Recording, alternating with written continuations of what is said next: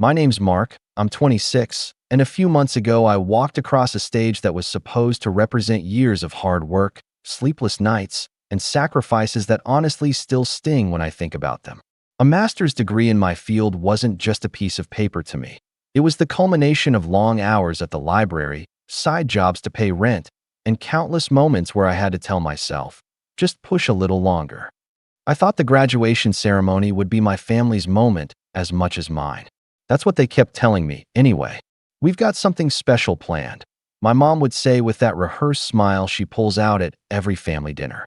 My dad nodded along like some great surprise was in the works.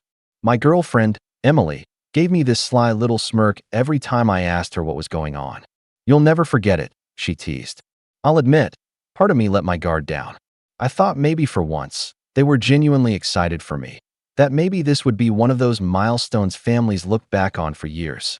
That optimism was foolish, I know that now. See, my family has always had this subtle way of reminding me that I'm secondary. Not outright rejection, not cruelty in the obvious sense, but this constant, low hum of favoritism and dismissal that I grew up with.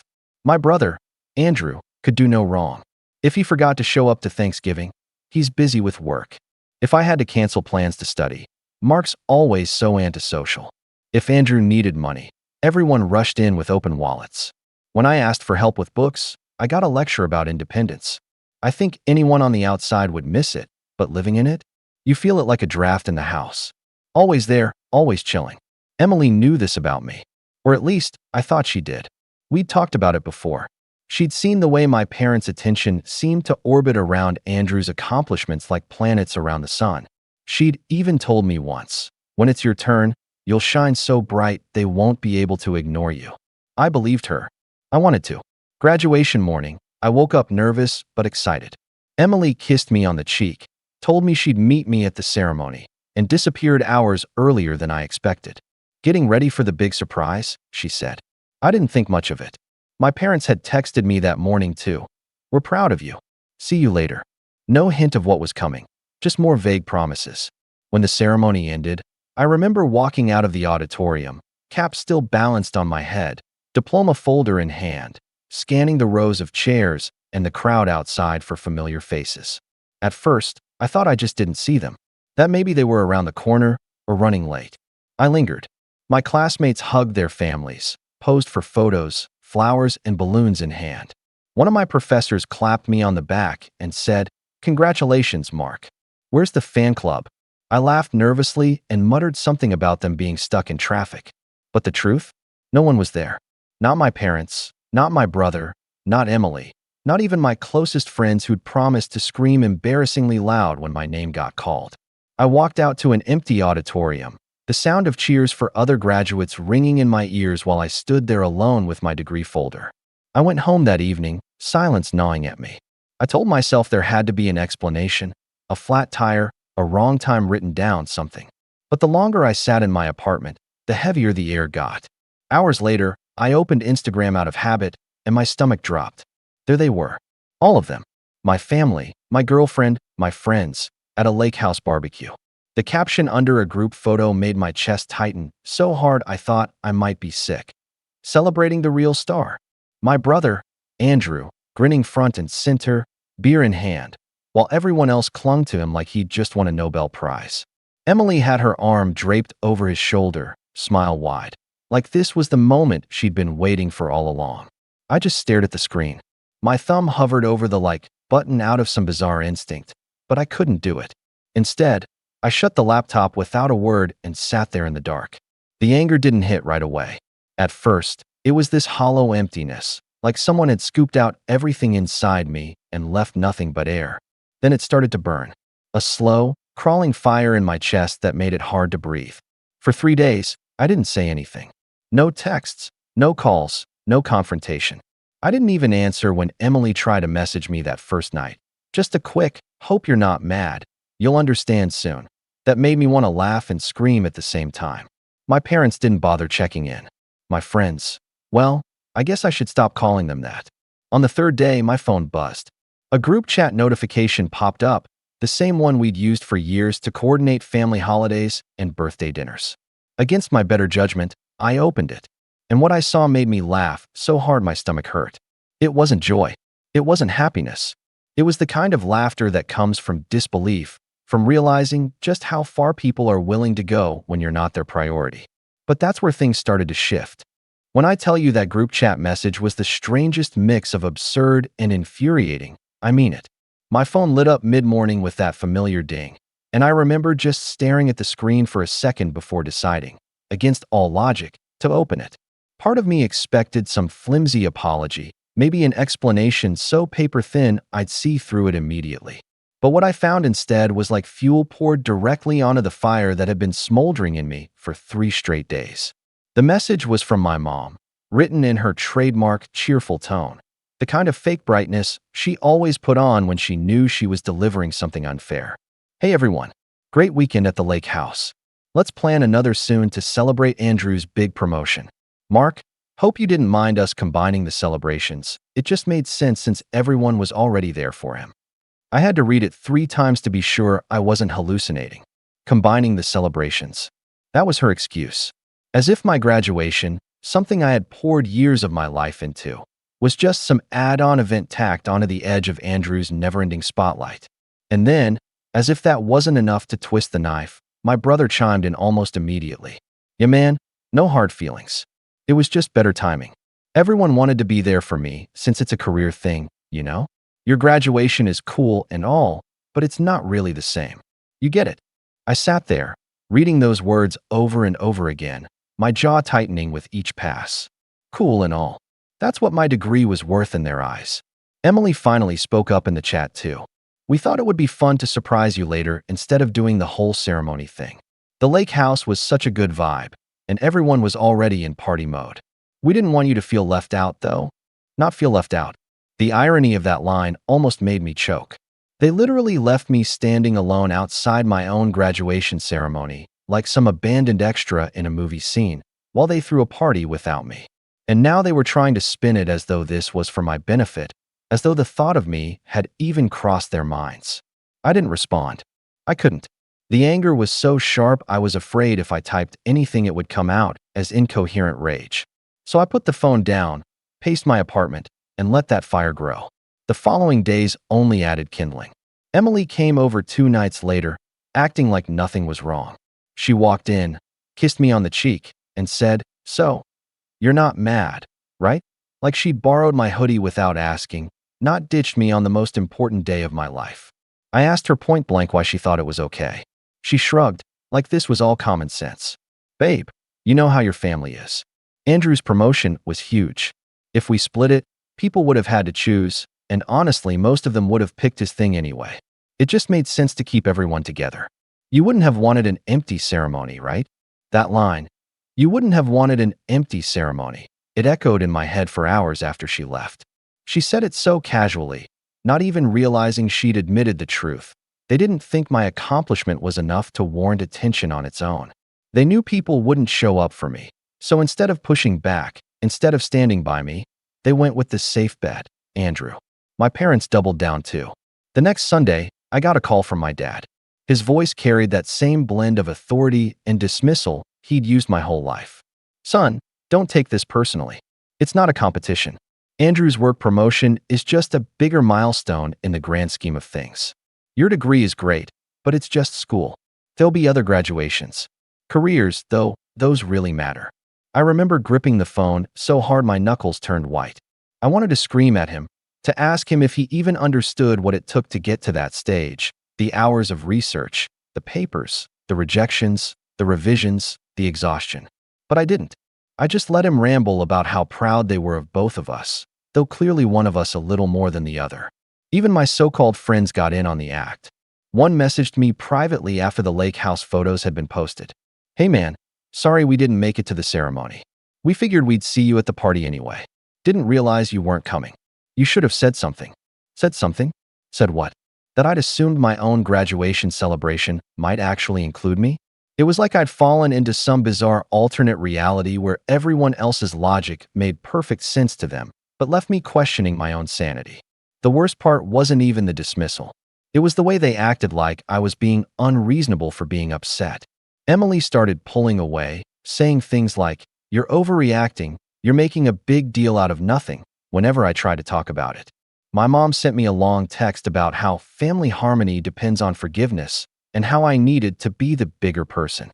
Andrew, of course, played the role of magnanimous sibling, sending me a casual, "Hope we're cool. Bro didn't mean to step on your moment." Step on my moment? He didn't just step on it. He crushed it, stomped it into the ground, and then threw a party on the remains.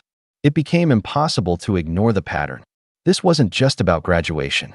It was the latest in a lifetime of moments where my needs, my achievements, my milestones were treated like optional side quests in the grand narrative of Andrew's life.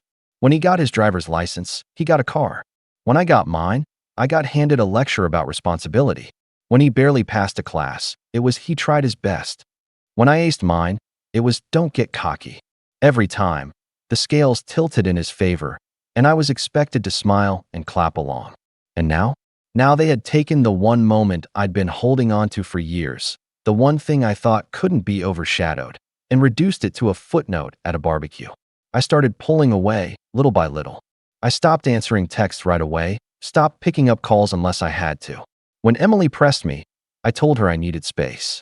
She rolled her eyes and muttered something about how I was so dramatic lately. That was when it really hit me. She wasn't just complicit, she was part of it. She'd chosen to stand with them, not me. The more distance I put between us, the clearer everything became. Their favoritism wasn't an accident. It wasn't thoughtlessness. It was a choice, one they'd made again and again, until I was conditioned to expect less, to accept scraps, to swallow disappointment with a polite smile. But here's the thing. Something in me snapped after that group chat. The fire that had been burning slowly since graduation wasn't just anger anymore. It was resolve. I realized that if I didn't change the script, they would keep writing me as the background character in my own life. And it was around then that I started noticing cracks in their story. Small things they didn't think I'd catch. Bits of information that hinted their perfect little narrative wasn't as airtight as they wanted it to seem. That group chat message? That was the spark. What came next was me deciding I wasn't going to just sit back and swallow it anymore. The day everything broke was one of those moments you can feel in your bones even before it fully unfolds. You know when there's tension in the air and everyone else pretends it's normal, but you're the only one who can see the storm clouds? That's how it felt. I'd already been carrying the weight of the graduation fiasco, the betrayal, the way they all acted like I was crazy for being upset, and I had been trying to keep myself distant. But then came the next hit, the kind that didn't just sting. It left me hollow. It started with another message in the family group chat, about 2 weeks after graduation. My mom posted, "Everyone, save the date. We're hosting a big dinner at the country club to celebrate Andrew's promotion officially. This is going to be our biggest event yet."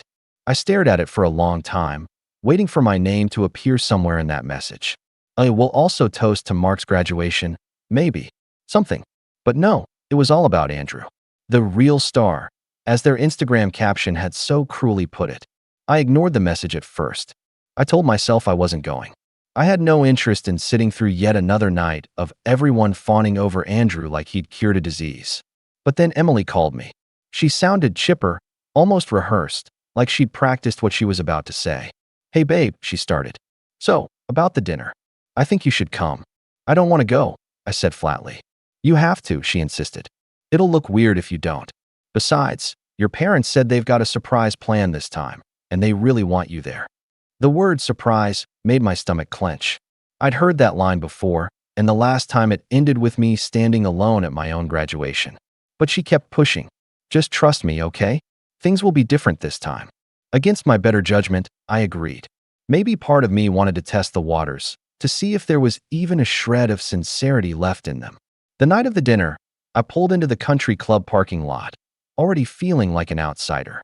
Everyone else's cars were parked up front, but I ended up circling twice before I found a spot in the back. It was little details like that that always seemed to follow me. Never in the spotlight, always on the margins. When I walked inside, I was greeted by the usual chorus of polite smiles and half-hearted congratulations. "Hey Mark, good to see you. Congrats again on school, right?"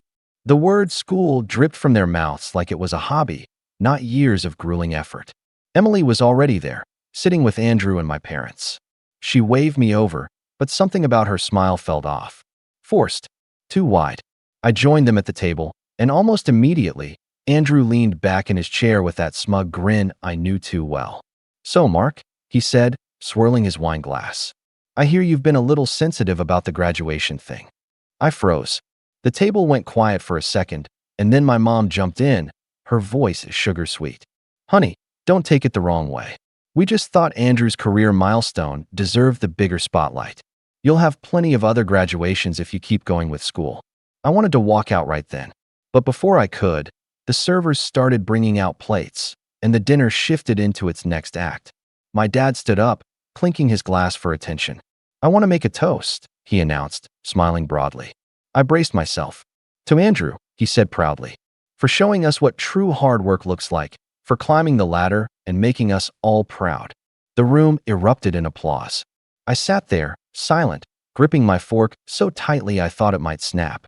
And then, as the applause died down, my mom added casually, "Oh, and let's not forget Mark, who also graduated recently.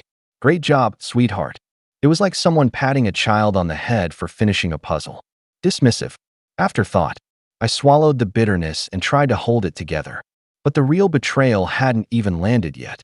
That came later in the evening, when my parents stood up again, smiling like hosts on a game show. "We have a big announcement," my mom said, her eyes sparkling. "We wanted to surprise Andrew tonight with something special to honor his achievements." The servers reappeared, carrying a large envelope on a silver tray. Andrew opened it, and I watched his grin stretch wider as he read aloud. "A down payment on a condo? Are you serious?" The room broke into cheers again. My parents clapped, tears in their eyes. "You've earned it," my dad said. "You deserve to start your next chapter in style." I sat frozen, the air sucked out of my lungs. A condo. They had given him a literal down payment for a condo. Meanwhile, I had worked 2 part-time jobs just to afford rent during grad school. I'd eaten instant noodles for weeks at a time so I could afford textbooks. And when I'd asked for even a fraction of help, I'd been told to tough it out, that struggle builds character. Andrew turned to me then, smirking as he slid the envelope back into its case. "Guess being the golden child has its perks, huh?" The table laughed. Even Emily. "That was the moment it hit me like a physical blow," she laughed.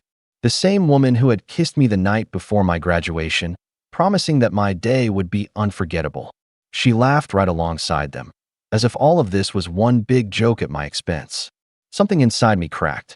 I excused myself from the table, claiming I needed air. I stumbled out onto the patio, gripping the railing as if it was the only thing holding me upright.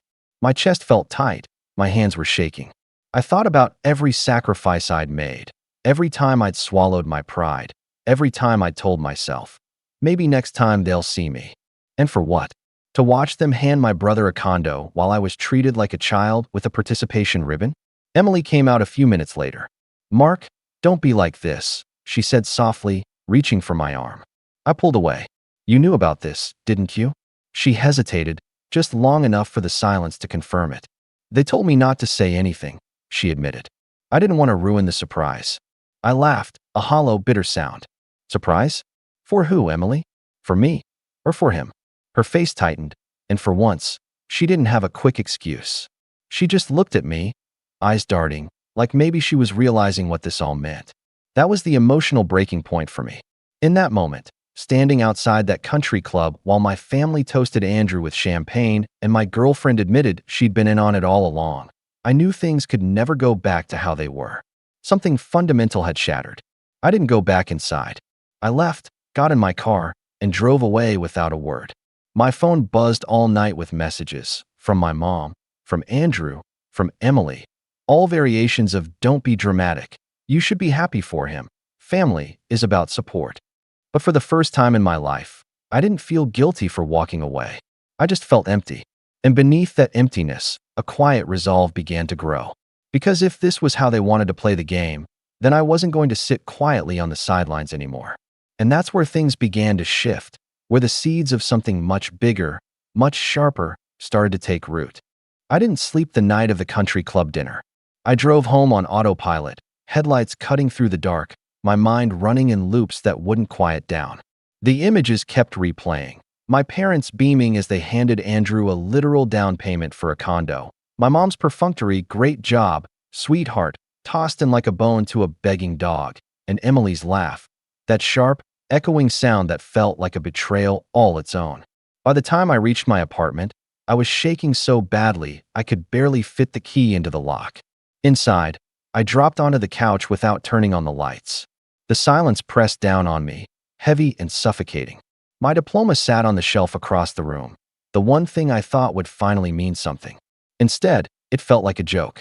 I stared at it until my eyes blurred, thinking about all the nights I'd stayed up with coffee at 2 a.m., the mornings I dragged myself to class after closing a late shift at the bookstore, the friendships I'd put on hold, the birthday parties I'd missed, all because I believed the payoff would be worth it. That one day, they'd look at me and say, "We're proud of you." But they didn't. They never would. The next week felt like walking through molasses. I went to work. I came home. I ate whatever scraps were in the fridge. My phone buzzed constantly. Calls, texts, voicemails, all variations of the same tune. "Don't hold a grudge. You're being unreasonable. Andrew deserves this. Stop being jealous." I stopped answering altogether. I left messages unread, let calls go to voicemail. Even Emily, especially Emily, she tried harder than the rest. She showed up at my apartment twice, knocking on the door until my neighbors peeked out into the hallway.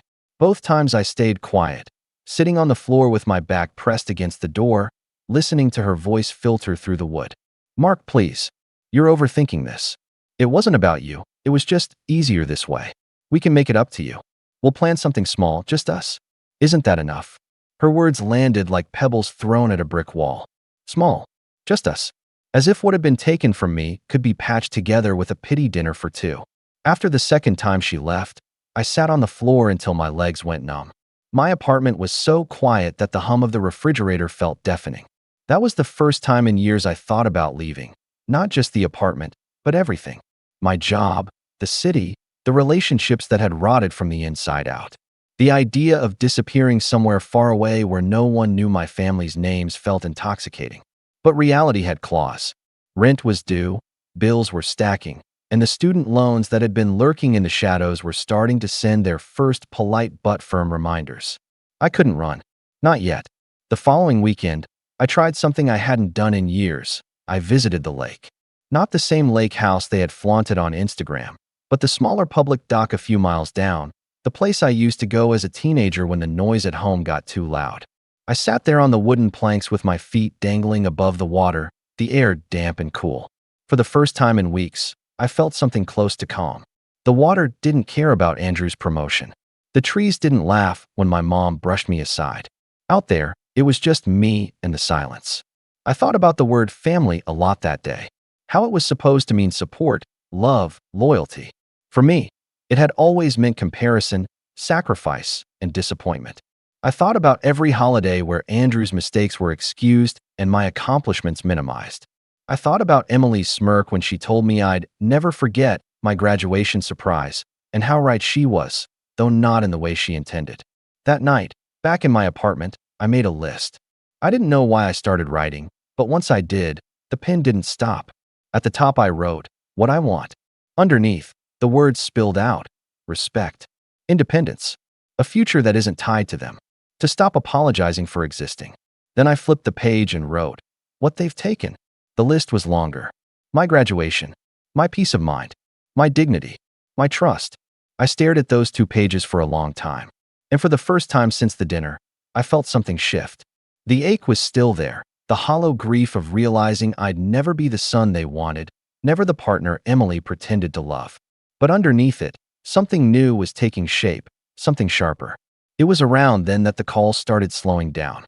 My family must have convinced themselves I'd gotten over it, because that's what I always did before. Disappear for a while, lick my wounds, then crawl back with a polite smile and a willingness to pretend nothing happened. They thought this would be no different. But this time was different. I started pulling back from everything tied to them. I changed the settings on my phone so group chat notifications no longer appeared.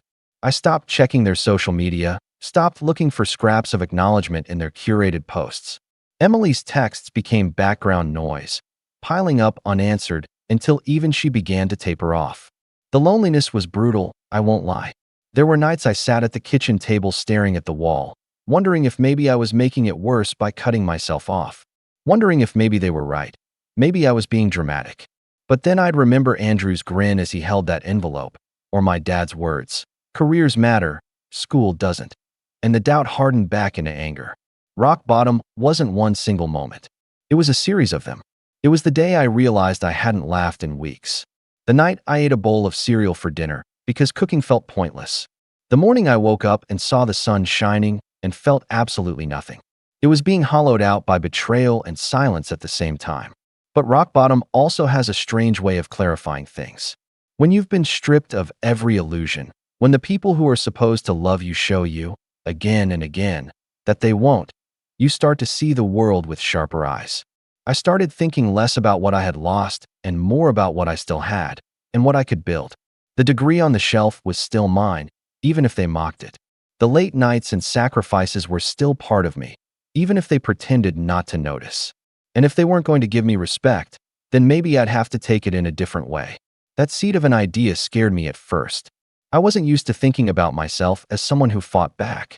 For years I'd been the peacemaker, the one who smoothed things over, the one who swallowed pain so the family could keep pretending everything was fine. But sitting there in my dim apartment, surrounded by silence and lists of what I wanted versus what they'd taken, I realized I couldn't keep playing that role. Because if I did, nothing would ever change. That's where I stayed for a while, low, quiet, invisible to them. They thought I was sulking. They thought I'd crawl back eventually. But what I was really doing was gathering myself, piecing together the parts of me they hadn't managed to break yet, and slowly, carefully, beginning to think about the next step. And that's where the story really starts to bend, because rock bottom wasn't the end. It was the foundation. The first thing about climbing out of rock bottom is that it doesn't look like a climb at all. At least not in the beginning. It looks like standing up slowly after being knocked down, knees still shaking, and forcing yourself to take one step, then another, even when everything in you wants to stay on the floor. That's where I was, shaky, unsteady, but moving. And once I started moving, the momentum began to build. The shift came in small ways at first. I cleaned my apartment for the first time in weeks. I shaved, cooked an actual meal, opened the blinds, and let sunlight fill the room. Simple things, but when you've been sitting in the dark long enough, sunlight feels like defiance. I also dusted off my laptop, not to scroll through social media or check the group chat, but to open job listings. See, the degree that had been mocked and dismissed by my family was more than a piece of paper. It was leverage. It represented skills, connections, and opportunities they didn't even care to notice. And if they weren't going to celebrate it, I decided I would use it to build something for myself. I applied everywhere, tailoring my resume late into the night, fueled less by hope and more by sheer determination. Within a month, I landed interviews. Within 2, I had an offer, a solid position at a mid-sized firm that valued exactly what I'd studied. The salary wasn't astronomical, but it was stability. It was independence. It was mine. That first paycheck hit different. I sat at my kitchen table staring at the deposit in my account, realizing I didn't need to ask anyone for help anymore. No lectures, no "we'll think about it." No comparisons to Andrew. Just me, earning, standing, proving quietly that I wasn't as disposable as they wanted me to feel. I also started reconnecting with parts of myself I'd neglected. I joined a local gym. Nothing fancy, just a place down the street where I could move, sweat, and shake off the fog. The first few weeks were brutal, but slowly, my body started feeling stronger. With each workout, I felt like I was reclaiming pieces of myself that had been stolen by years of stress and dismissal. At work, I made it a point to show up early, ask questions, and take on projects that others hesitated to touch. My supervisor noticed. "You've got a sharp eye," she told me one afternoon after I'd caught a mistake in a report that saved the team a major embarrassment. For the first time in a long time, someone saw me, not as a shadow to Andrew, not as the overlooked sibling, but as someone competent, capable, valuable. The recognition lit a fire in me. I began to push harder, not in a desperate way, but with quiet confidence. Each success built on the last, like stacking bricks into a foundation no one could tear down. Meanwhile, I cut the cord with Emily. It wasn't dramatic. I didn't want a screaming match or one of those toxic cycles of breaking up and making up. One evening, after ignoring her texts for weeks, I sent her a simple message. "I can't do this anymore. You chose your side, and it wasn't mine." Then I blocked her number. It hurt. Of course it did. I'd imagined a future with her once. But that future had burned to ashes at the country club the night she laughed with them. Ending it felt less like loss and more like closing a door that had been dragging me down. With that chapter sealed, my focus sharpened. My weekends became about me, exploring new parts of the city, picking up hobbies I'd shelved during grad school. I found a quiet joy in photography, wandering with a camera and capturing details most people overlooked. It wasn't about recognition. It was about seeing the world through a new lens, literally and figuratively. Then came the raise. 6 months into my new job, my supervisor called me into her office. "Mark," she said, "your work ethic hasn't gone unnoticed. We'd like to offer you a promotion." It wasn't just a promotion. It was validation. It was proof that hard work, my hard work, meant something when I wasn't under the thumb of people determined to diminish it. I accepted, thanked her, and walked out of that office with my head high. By this point, I'd quietly rebuilt myself into someone stronger than I'd ever been. Financially stable, emotionally steadier, independent. But the most important part wasn't the paycheck or the promotion. It was the realization that I didn't need their approval. For the first time in my life, my self-worth wasn't tethered to whether my parents clapped for me or if Andrew smirked less cruelly. And yet, even as I rose, they remained oblivious. The family group chat carried on, filled with pictures of Andrew's new condo, my parents visiting him every other weekend, updates about his incredible success. Not a single message asking how I was, not one mention of my job, my promotion, my life. They didn't know, and I didn't tell them. Let them believe I was sulking in silence. But here's the thing about building quietly. People assume nothing is happening. They don't realize the ground is shifting beneath their feet until it's too late. I started keeping a private journal of everything. My progress, their neglect, the patterns I'd finally begun to see clearly. Not out of spite, but out of clarity. Because I knew someday, those records would matter. They'd be the blueprint for something bigger. And that's when the idea started to take root. I wasn't just climbing for myself anymore. I was preparing for the moment when I'd stop being the overlooked son, the invisible sibling, the dismissed graduate. Preparing for the day I'd hold up a mirror and make them see exactly who they'd created.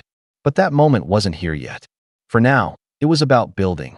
Higher, stronger, steadier. And with each step, I felt the weight of their neglect transform into something sharp, something I could wield. Because the rise wasn't just about survival. It was about setting the stage. And soon, they'd realize just how much higher I'd climbed while they weren't looking. If you had asked me 6 months earlier whether I was the kind of person who could quietly build a plan and play a long game, I would have laughed. Not because it sounded funny, but because I knew myself. I was the guy who apologized when someone bumped into me. I was the guy who forgave because making noise felt exhausting. But something about being stripped down to the bare bones of myself changed that. There was a clarity that came with being proven unimportant by the people who were supposed to matter most. When everything you trusted dissolves, you either float or you learn to swim in a different direction. I learned to swim. The setup for what came next wasn't cinematic. There were no cloak and dagger meetings under streetlights, no dramatic reveals whispered into a cigarette smoke. It was 1,000 small moves made deliberately, like placing coins into a jar until they made enough noise to be counted. It started with the promotion, the one that made my inbox respectable and my calendar full of meetings. With responsibility came access to things I'd never had before: budgets, vendor lists, contracts. I worked in corporate development, not glamorous, but the kind of job where you peek behind the curtains of business promises and see the gears. And those gears, they turn on paperwork, timing, and leverage. I kept a low profile at first. You learn fast in an office that attention is currency. Throw it around carelessly and people notice for the wrong reasons. So I shelved the theatrics and began collecting information like someone curating a museum. Careful, cataloged, and private. I read every contract that crossed my desk with a kind of personal hunger I'd never felt in school. Where my brother's life had been awarded a down payment like a trophy, mine was becoming a ledger of small, incremental victories. There was a stealthy pleasure in it. The more I learned about how deals were structured, how ownership could be held under shells and LLCs, how developers timed closings to coincide with tax benefits, the more the world looked like a game of edges and entries rather than destiny and favorites. Outside work, I built quiet redundancies. I opened a separate bank account, met with a financial advisor, the kind you don't tell family about because they'd only explain the right way to do things, asked for help, and started paying myself differently. Not extravagantly, but with intention. A friend from the photography class, Jenna, who shot weddings and rarely worked weekends, mentioned in passing that she did some freelance event coordination on the side. I wrote her a note and asked if she'd grab coffee. 6 months later, she was more than a friend. She was an occasional partner in logistics and someone who could, with the right pitch, prod vendors into sharing nondescript details about events, dates, and payments. Not illegal things, just the kind of information most people ignore because they're busy being performative at family dinners. Parallel to that, I quietly educated myself. Nights that used to be hollow and long turned into sessions with books about real estate law, corporate structures, and the little-known protections people put between themselves and responsibility. I took an online course in contract negotiation and read blogs full of real-life case studies where people's assumed security, a condo, a trust, a job, unraveled because of one overlooked clause. The knowledge felt like armor. It changed the way I walked into rooms. Where I'd felt powerless before, I now had context and vocabulary. I could read a deed and understand the implications. I began to wonder how carefully my parents and Andrew had made this look like destiny when it might have been something far more fragile. Then something else happened that felt like fate wearing sensible shoes. A vendor dispute landed on my desk involving one of the small construction firms that had handled renovations in our neighborhood. Their paperwork was messy, and someone in my department was complaining about how they'd lost an invoice. I dug in because I'm annoying that way now. I like answers. The invoices were shuffled, signatures blurred, and one of the files mentioned a client account with the name of a holding company I'd never heard of. I ran the name, and, to my surprise, it tied back, in a very circumspect way, to a property development firm that had worked with private clients in our county. One of those clients had a condo on the same block Andrew's family had just posted about. Coincidence? Maybe. But months of being ignored had put me in a place where I didn't accept coincidence as an endpoint. I kept following threads. Jenna helped with a contact she had at the club. He mentioned, offhand, that the developers sometimes left closing paperwork pending so they could finalize allocations after a promotional event. The phrase was opaque. It smelled like maneuvering. My stomach tightened. If there was wiggle room in how ownership and payment were recorded, if a down payment had been made in a way that relied on timing, rebates, or family guarantees, there might be leverage. Leverage wasn't about revenge for revenge's sake. It was about changing a system that made my family's favoritism feel like an immovable mountain. Leverage was about making them see the consequences of decisions they'd been handing out like confetti. At work, I had started overseeing vendor due diligence for a small project. It was enough of a role to justify calling a few industry contacts and asking for background. I learned how developers shuffle titles through LLCs to limit liability and how gifts, like a down payment, are sometimes structured as loans or advances for tax reasons. More importantly, I met people who handled title insurance and mortgage oversight. You can't imagine how many doors open when bureaucracy trusts you with a badge and a meeting room. Not because I was clawing, but because I'd earned a seat at a table where processes are explained in concrete terms rather than family stories. As I stitched these pieces together, I also built a small but powerful network. There was Mia, an accountant who once did a favor for a colleague and knew the red flags when family finances were masked as corporate expenses. There was Tom, a loan officer who liked straight talk and would, for a price, show me how a financing agreement looked when it depended on parental guarantees. None of them were interested in drama. They were interested in the truth behind the numbers. And truth is the enemy of comfortable lies. One night, poring over copies I'd quietly secured, public records, vendor lists, the occasional contract clause, I realized something important. The condo's down payment was a paper trail of goodwill more than a bulletproof gift. It had contingencies. It relied on developers clearing certain liens or on a timeline that, if interrupted, could cause the gift to become a mess. It was the sort of thing families used to perform generosity without actually parting with long-term control. My parents had the best of both worlds. All the show, none of the risk. Or so it seemed. And that's the exact psychological pivot I needed. If their generosity was performative, then exposing the machinery behind it, not to ruin anyone, but to reveal the narrative, would humiliate them in the only language they respected, public credibility. I didn't want to ruin lives. I wanted them to feel the small, precise discomfort of being unmasked. For years, they'd shaped reality with appearances, brunches, toasts, Instagram posts. I intended to use their own tools against them: documentation, timelines, and a careful release of information that would force questions. Questions lead to explanations. Explanations lead to reality. Reality is stubborn. It doesn't accommodate curated narratives easily. By this point, I'd sharpened the certain parts of my plan. First, I needed absolute clarity. Dates, signatures, the name of the entity that technically held the down payment. Second, I needed someone on the inside who would corroborate what documents suggested: a notary who remembered an odd clause, a loan officer who could explain a conditional payment. Third, I needed patience.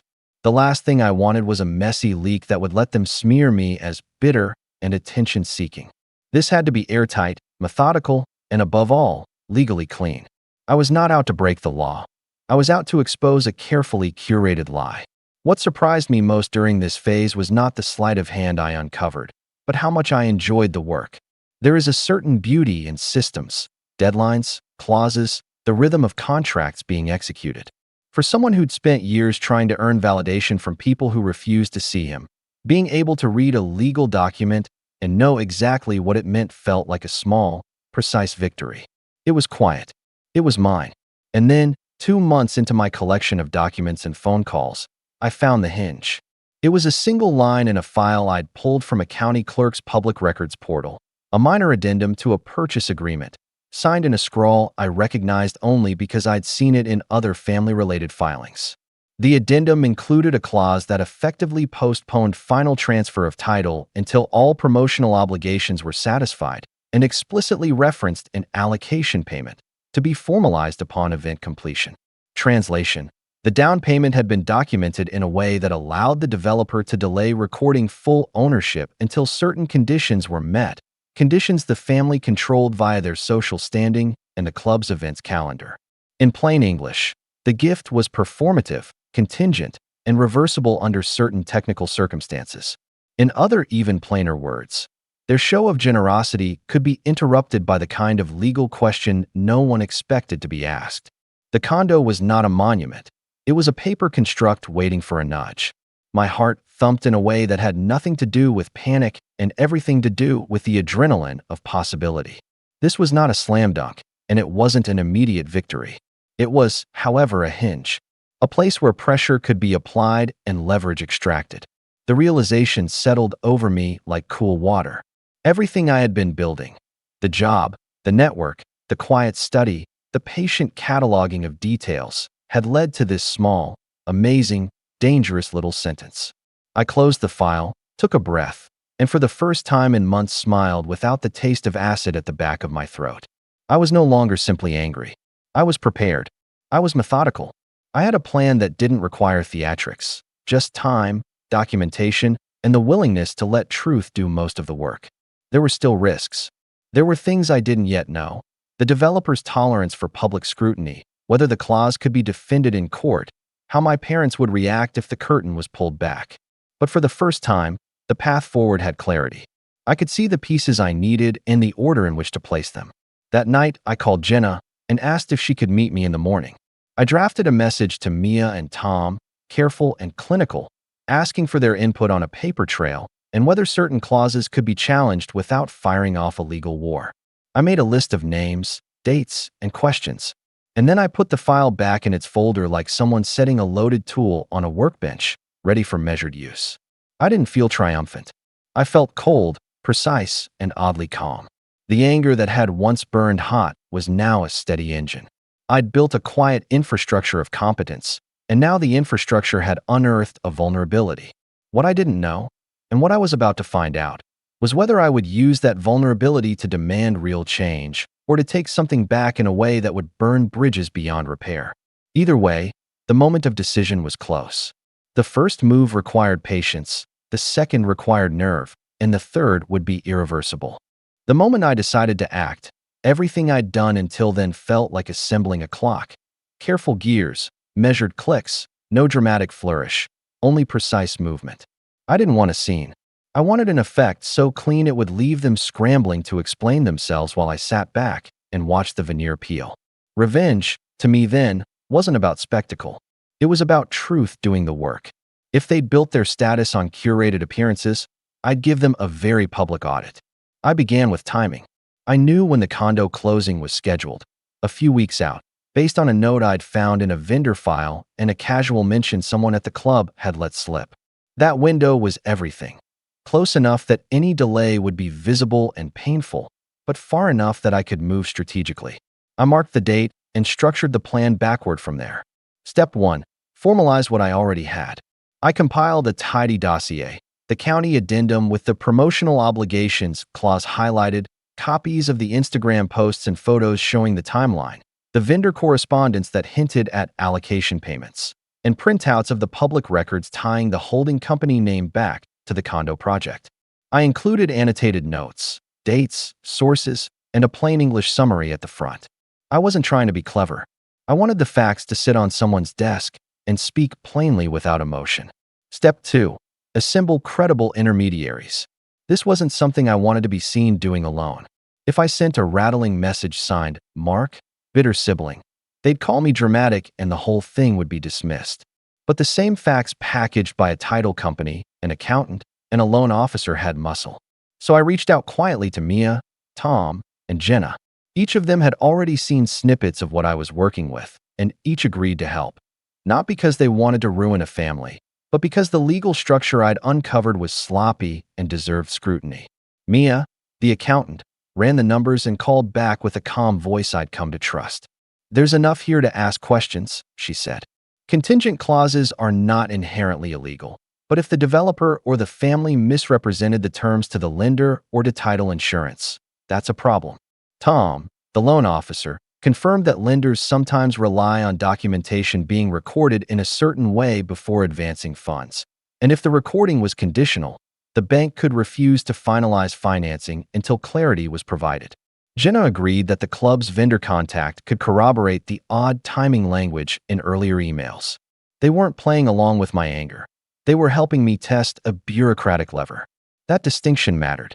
This had to be about procedure, not melodrama. Step 3. Formal inquiries. I drafted 2 letters that felt clinical and cold in their precision. One was addressed to the title company handling the condo's closing, the second to the developer's legal counsel.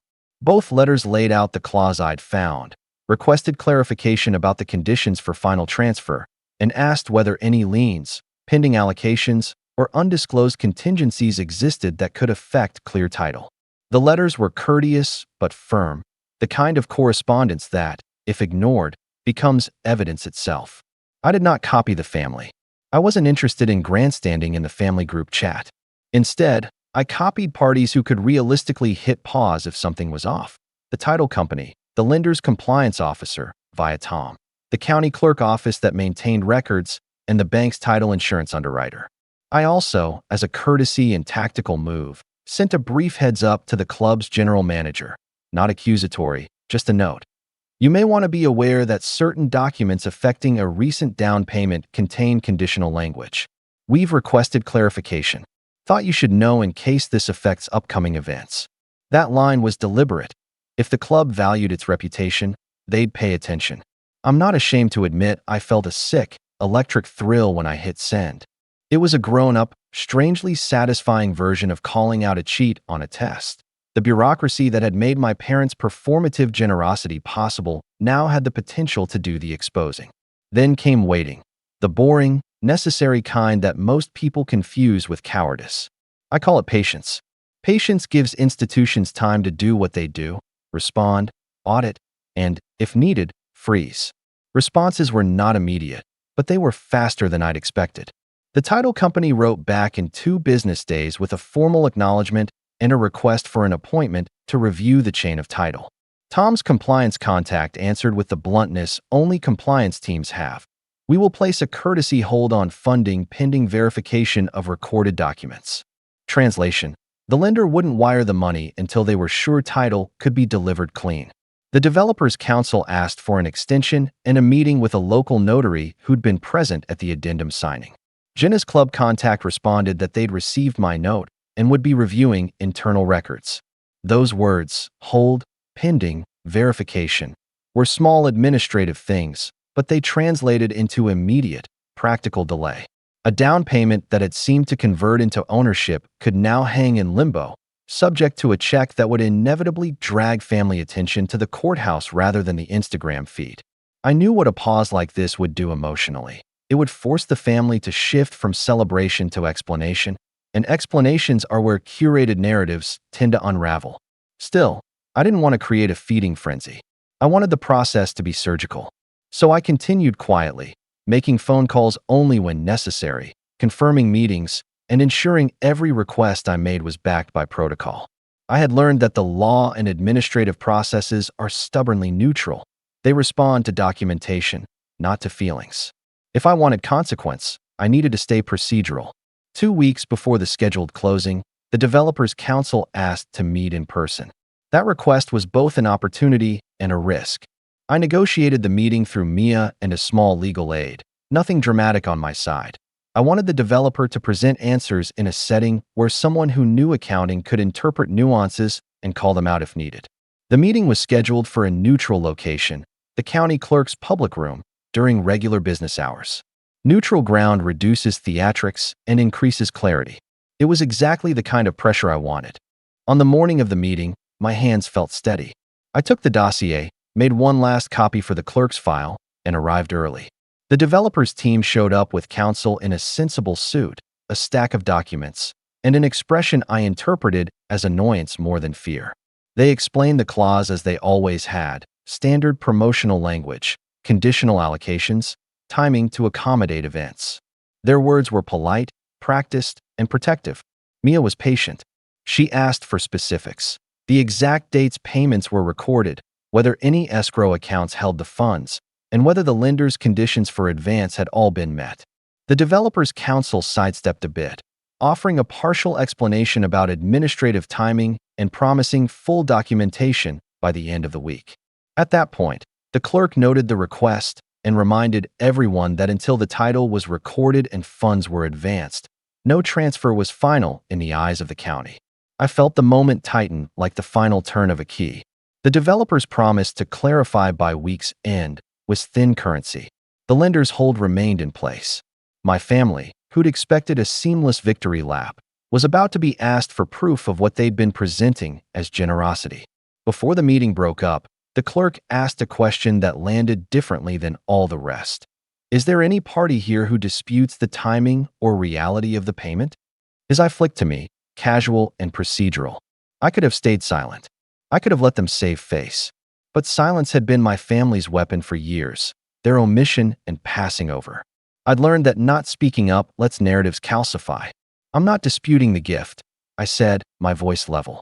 I'm requesting clarity because I represent an interested party who wants assurance that the documentation reflects what's been represented. The words were small, a kind of bureaucratic truth-telling. The clerk nodded, made a note, and added that given the questions on record, the county would set a small administrative review to confirm the chain of title before recording. On my drive home, I felt hollow and electric. The strategy had worked in the way it was supposed to. Leverage applied, pause initiated, scrutiny engaged. I didn't gloat. That wasn't the point. The point was that their narrative had been forced into a place where facts mattered more than appearances. The countdown then became a series of administrative rhythms, requests for documents, a recorded phone call with the developer's paralegal, a faxed ledger from an escrow account, and the lender's stern note that funding would not proceed until complete verification. I checked my inbox in a way I hadn't checked it in months, not for affection or approval, but to measure procedural momentum. Each time I saw a new response, I felt my hands steady a little more. And then, the final stroke I'd planned for, a succinct, tightly worded email to the family, sent through a process server only as a last resort that I never actually had to use. Instead, the title company's compliance officer made a short call the evening before the planned move-in. Due to pending verification, we are unable to record the deed tomorrow. We will notify all parties as soon as we have clearance. That sentence, Neutral, administrative, utterly ordinary, was the fulcrum. It did not accuse anyone of wrongdoing. It did not demand punishment. It simply announced a factual barrier. The transfer could not proceed as promised until the record was clear. For my parents and Andrew, the announcement would be deflating. For me, it was a precise, legal ripple that would force them to answer uncomfortable questions. I didn't watch their faces when the hold became official. I didn't need to. I had engineered a situation where their performative generosity could no longer be assumed without backup documentation.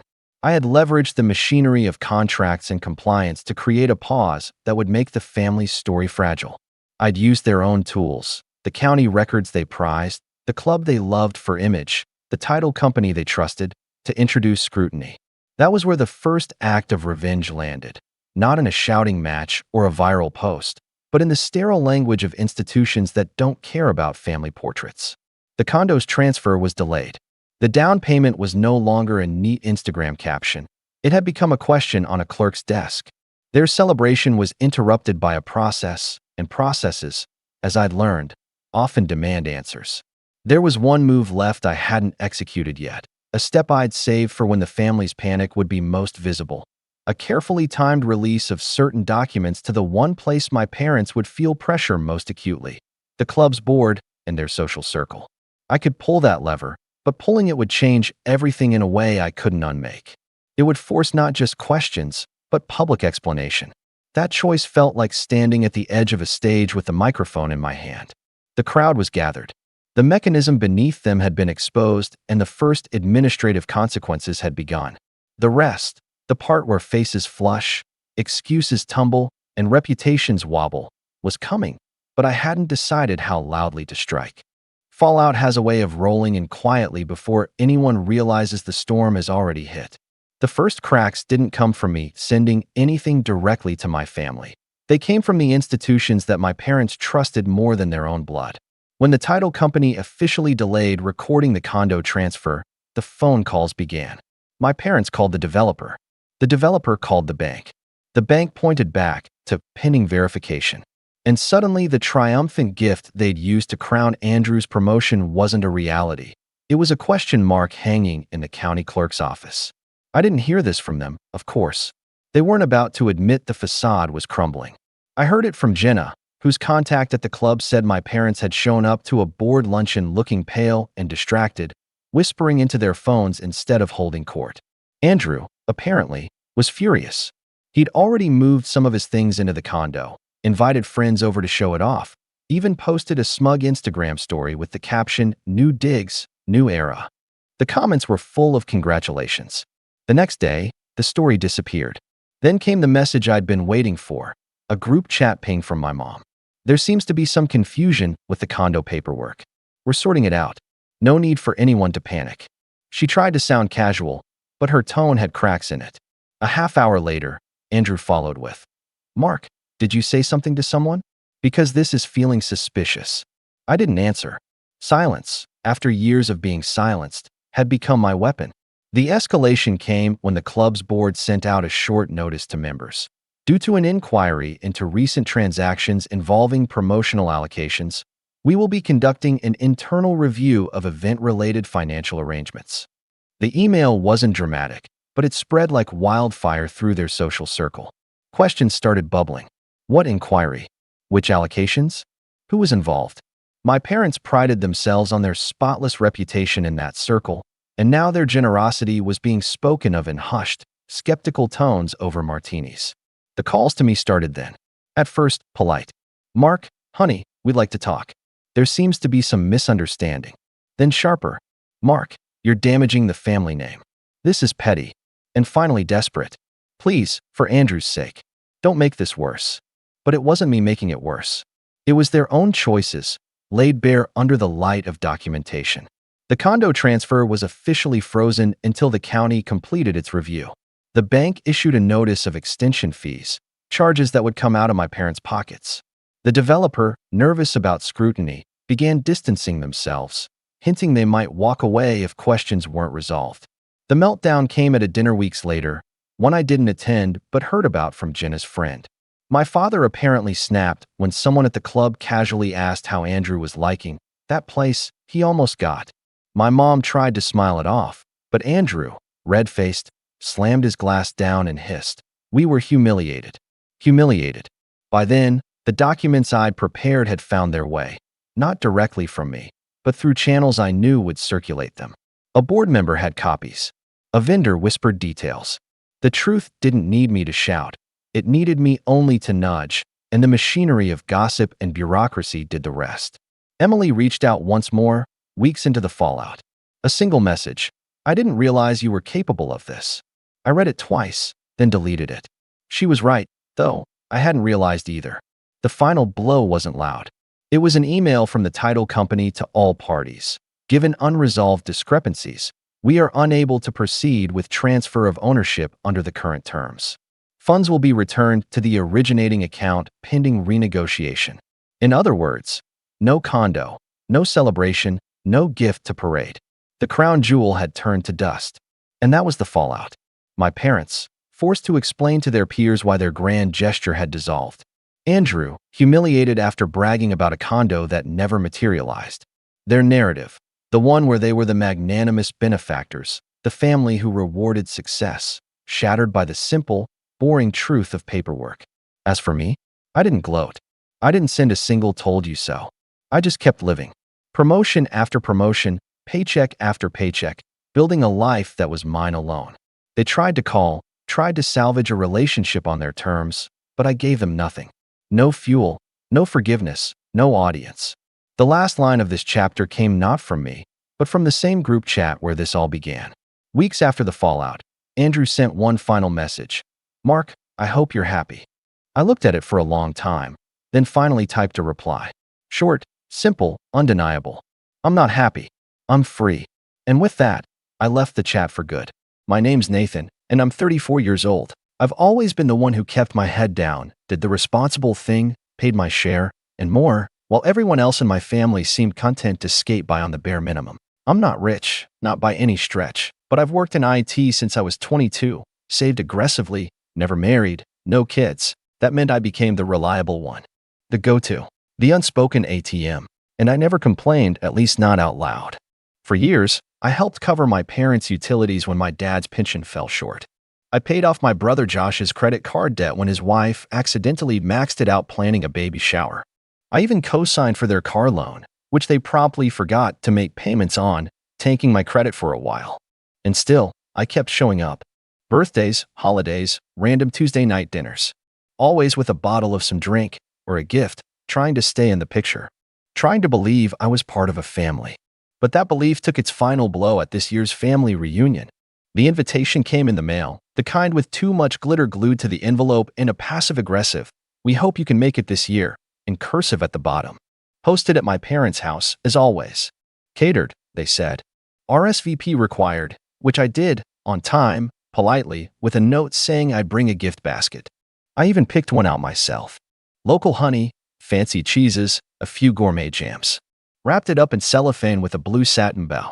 When I pulled into the driveway that afternoon, the house was buzzing with activity.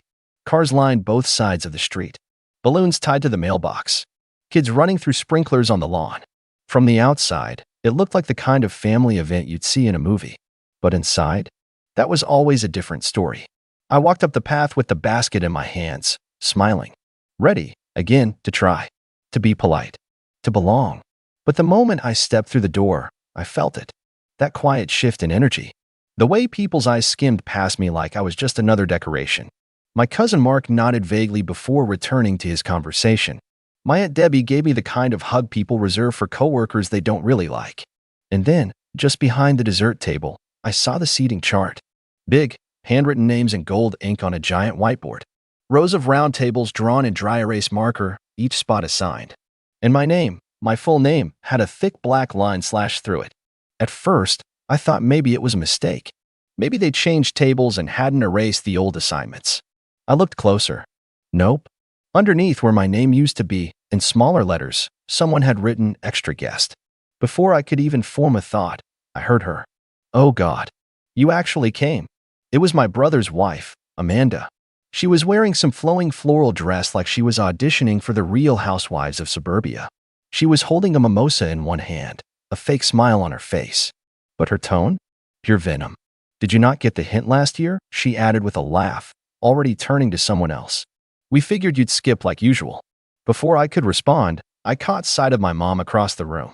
I raised a hand in half a wave and she started walking over. For a second, I thought maybe, just maybe, she'd say something kind. Welcome me. Make it okay. Instead, she rolled her eyes. Please, she muttered as she passed me, not even stopping.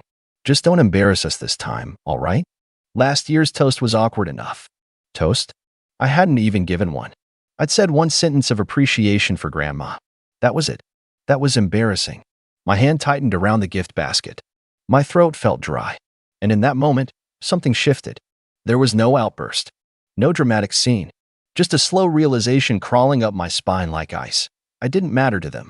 I was a seat filler. A wallet. A name on a list that only mattered when they needed something. I didn't speak. I didn't argue. I simply walked over to the kitchen counter, set the basket down gently, adjusted the bow, and walked out the front door without looking back. I don't think they even noticed at first. Or if they did, they didn't care. I drove off in silence. Windows down. Not angry, numb.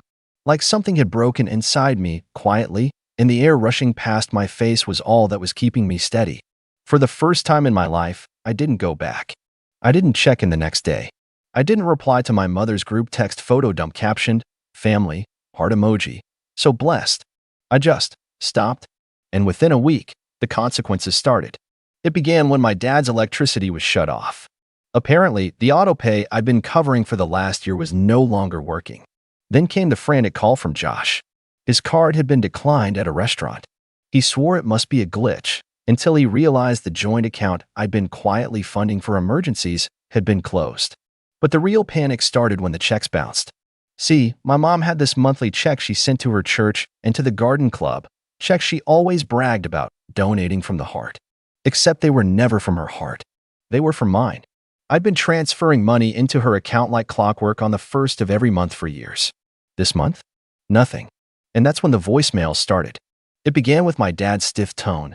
Nathan, something's wrong with the power bill. Call me back. Then Josh, bro, what happened with the card? Amanda's furious. Then my mom, please call us. We need to talk. You're overreacting. Overreacting. It was always the same. I was always overreacting when I didn't let myself be stepped on. When I dared to ask for even basic respect. By the end of the week, I had 15 voicemails and nearly 30 text messages. Some pleading. Some angry. One from Amanda saying, I don't know what game you're playing, but you're punishing your family. Family. That word didn't mean what it used to. I didn't reply. I didn't block them either. I wanted them to sit in it. To feel what I had felt at that reunion, staring at my scratched-out name while people sipped champagne and laughed like I was the joke. The voicemails kept piling up. By the end of the second week, my inbox was a museum of guilt trips, half apologies, and veiled threats. My father left a particularly long one where he tried to sound composed, but let the bitterness seep in around the edges. Nathan, we're just trying to understand why you're doing this. We raised you better than this. You're punishing your entire family over what? A seating chart. A seating chart. That's how small they thought the wound was. That's how casually they dismissed what they'd done. Not just at the reunion, but for years. And the more they minimized it, the more I realized they would never understand. Because to them, my worth had always been transactional. I didn't respond. Not to that voicemail, or the one from Amanda 2 days later where she actually had the audacity to say, look, I'm sorry if you felt excluded, but you really need to grow up and stop acting like everything's about you. Then she added, in the most saccharine voice imaginable, we're all struggling. You think you're the only one with problems. Struggling. That word stuck with me for days. Because I had struggled. Quietly. I'd eaten instant noodles some weeks in my 20s to keep my brother's car from being repossessed. I'd skipped vacations, birthday gifts for myself, and even a long overdue dentist appointment just to make sure my parents' heating didn't get shut off during the winter. And every time I thought maybe this time they'd say thank you, or maybe just treat me like more than a line item in their budget. I was wrong. But I didn't just cut off the money and leave it at that. I got methodical. Every subscription, every account, every little thing I'd signed up for over the years, I combed through them all. I'd forgotten how many streaming services were under my name. My mom's precious HBO subscription disappeared one Tuesday night. The one she used to watch her murder mystery shows. 2 days later, Josh texted me, "Bro, did you change the Netflix password?" Followed by Amanda's losing her mind. I didn't answer. Then there were the memberships. My dad's golf club dues. Canceled. The shared phone plan. Transferred everything to my personal account and left theirs unlinked. They'd have to sort that out on their own now.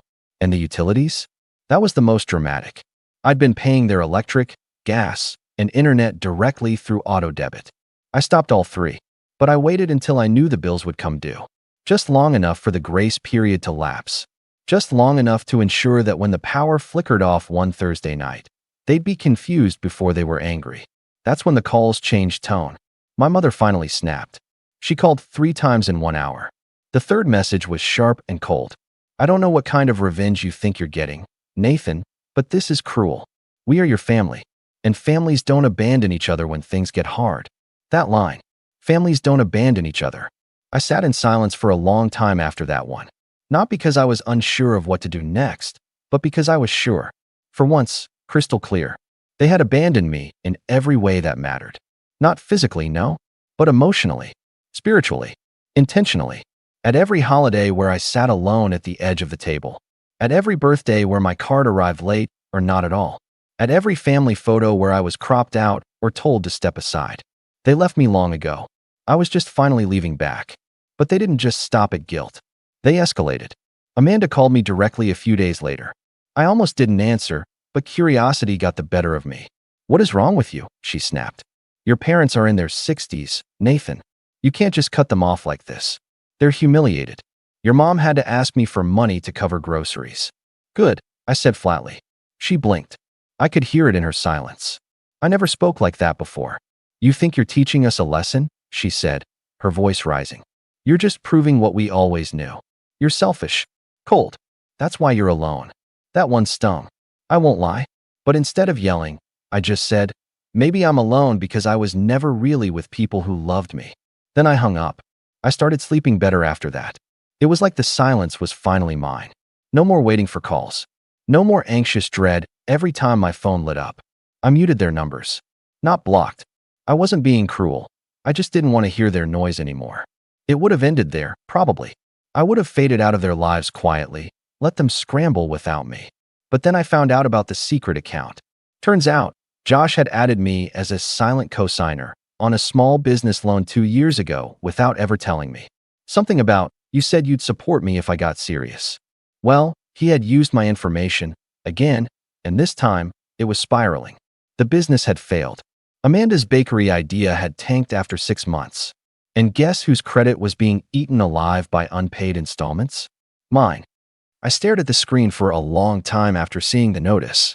It was buried in an email from the bank, some nondescript subject line about account status. Inside was a sentence that hit me like a punch. "You are listed as a cosigner on this delinquent business loan. Your credit score has been negatively impacted." I didn't even know what loan they were talking about. My heart started racing as I opened my financial tracking app, then dug into the details. A $25,000 loan issued to a business LLC under the name Sugar Bell Bites. Amanda's Bakery. I felt sick. I remembered that conversation, vaguely. It was during a Thanksgiving dinner 2 years ago. Amanda had brought homemade macarons, dry, overly sweet things that crumbled before they hit your teeth. She said she wanted to start a bakery, and Josh leaned over and whispered to me later, "If you ever wanted to be part of something bigger than yourself, now's the time." I had laughed it off. I hadn't signed anything, or so I thought. Turns out, Josh had used an old digital authorization form I'd signed for a joint account years earlier, back when we were in our 20s and he had big plans. Somehow, he repurposed that signature. Maybe he forged something else. Either way, the bank saw me as liable. They had defaulted 6 months ago. 6 months, and they said nothing. I should have been furious. But at that moment, I wasn't. I was cold, calm, like someone had flipped a switch. I sat there, staring at the screen, and whispered out loud, "Okay, you want to play dirty?" I got to work. I pulled every email, every old record, every screenshot I had from text messages where Josh talked about the business and how it was his and Amanda's baby. I dug up bank statements that proved I had stopped interacting with that account years ago. Then I contacted the bank and started the process to dispute the cosigner listing. It would take weeks, but I was determined. But that wasn't all. I wasn't going to just defend myself. I was going to make them feel it. Because at this point, I realized they weren't just entitled. They were reckless. And their recklessness was bleeding into my life. I reached out to a lawyer. I'd never hired one before, but I found someone who specialized in financial fraud. After explaining everything and sharing my documentation, he paused and said, "You have a case." A case. That changed everything. I gave him permission to proceed. Meanwhile, I took a more personal approach. I started with Amanda's bakery page. It was still up on Facebook and Instagram, full of fake positivity and discount cupcake promos. I noticed the comments had started drying up around the same time the loan went belly up. I left a polite but public comment under one of her last posts. "Curious if you ever refunded the customers who never got their orders when the bakery shut down?" It got 5 likes and 2 replies within an hour, both from people saying they had placed orders and never received anything. One even asked for my lawyer's info. Josh called me at midnight that night. I didn't answer. Next, I reached out to the family group chat. I hadn't said a word in there since before the reunion. I'd been a ghost. But now? I typed out one single message. "Just a heads up, Josh and Amanda fraudulently listed me as a cosigner on a failed $25,000 loan without my consent. I've retained legal counsel. If anyone else has shared accounts or loans with them, you might want to check." Silence. Then, 2 people left the group chat. My cousin Mark messaged me privately. "Wait, seriously? What is wrong with them?" I didn't reply. I didn't have to. A week later, my lawyer filed the initial complaint. Josh and Amanda were served at their apartment. I didn't witness it, but I heard from a neighbor of theirs who worked with me years ago. Apparently, Amanda screamed at the poor process server and Josh tried to say, "This is a misunderstanding. We're family." Family. That word again. I thought that might be the breaking point. But no. My mom finally called me the next morning. She sounded tired. Her voice, usually clipped and dismissive, had softened in that way people try when they realize the floor beneath them is collapsing. "Nathan," she said, We didn't know about the loan. Your brother didn't tell us." "Doesn't change anything," I said, keeping my voice flat. "I understand you're hurt, but this is all going too far. Do you really need to drag this into court?" "Yes," I said simply. There was a long pause. "We're family," she said finally. "You used to help us. You used to care." "I did care," I said. "I still do. But caring doesn't mean letting people burn me over and over again." She didn't respond. The call ended shortly after. Later that day, I got an email from Josh. Long rambling. It started with, "Look, man, I messed up," and ended with, "Please don't ruin my life over one mistake." But it wasn't one mistake. It was a lifetime of them. And I wasn't interested in being the cleanup crew anymore. I haven't gone back to another family event since. They still hold them. My cousin posts pictures sometimes. Smaller gatherings now. No balloons. No catered spreads. And definitely no seating charts. The last I heard, Josh had to take out a high-interest personal loan to cover the payments after the bank removed my name. Amanda went dark on social media. And my parents? They've downsized. Sold their house. Quietly. No announcement. Just a moving truck and a change of address card that showed up in my mailbox. I didn't send anything in return. Because I was done. Months passed. The silence that followed the legal fallout was almost surreal. For the first time in my adult life, my phone wasn't buzzing with requests for money, guilt-laced reminders of what family does for each other, or complaints about how hard things were for everyone but me. No more group texts. No more voicemails. No more fake birthdays where I was only invited because someone needed help paying the caterer. I didn't just remove myself from the chaos.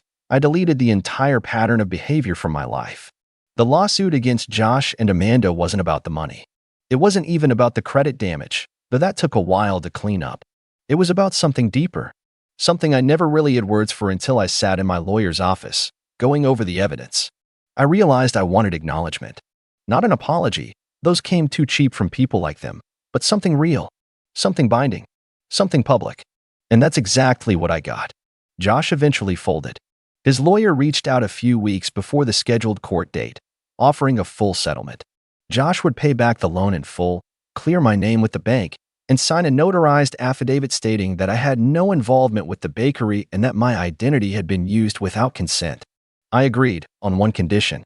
The agreement had to be filed with the court and made part of the public record.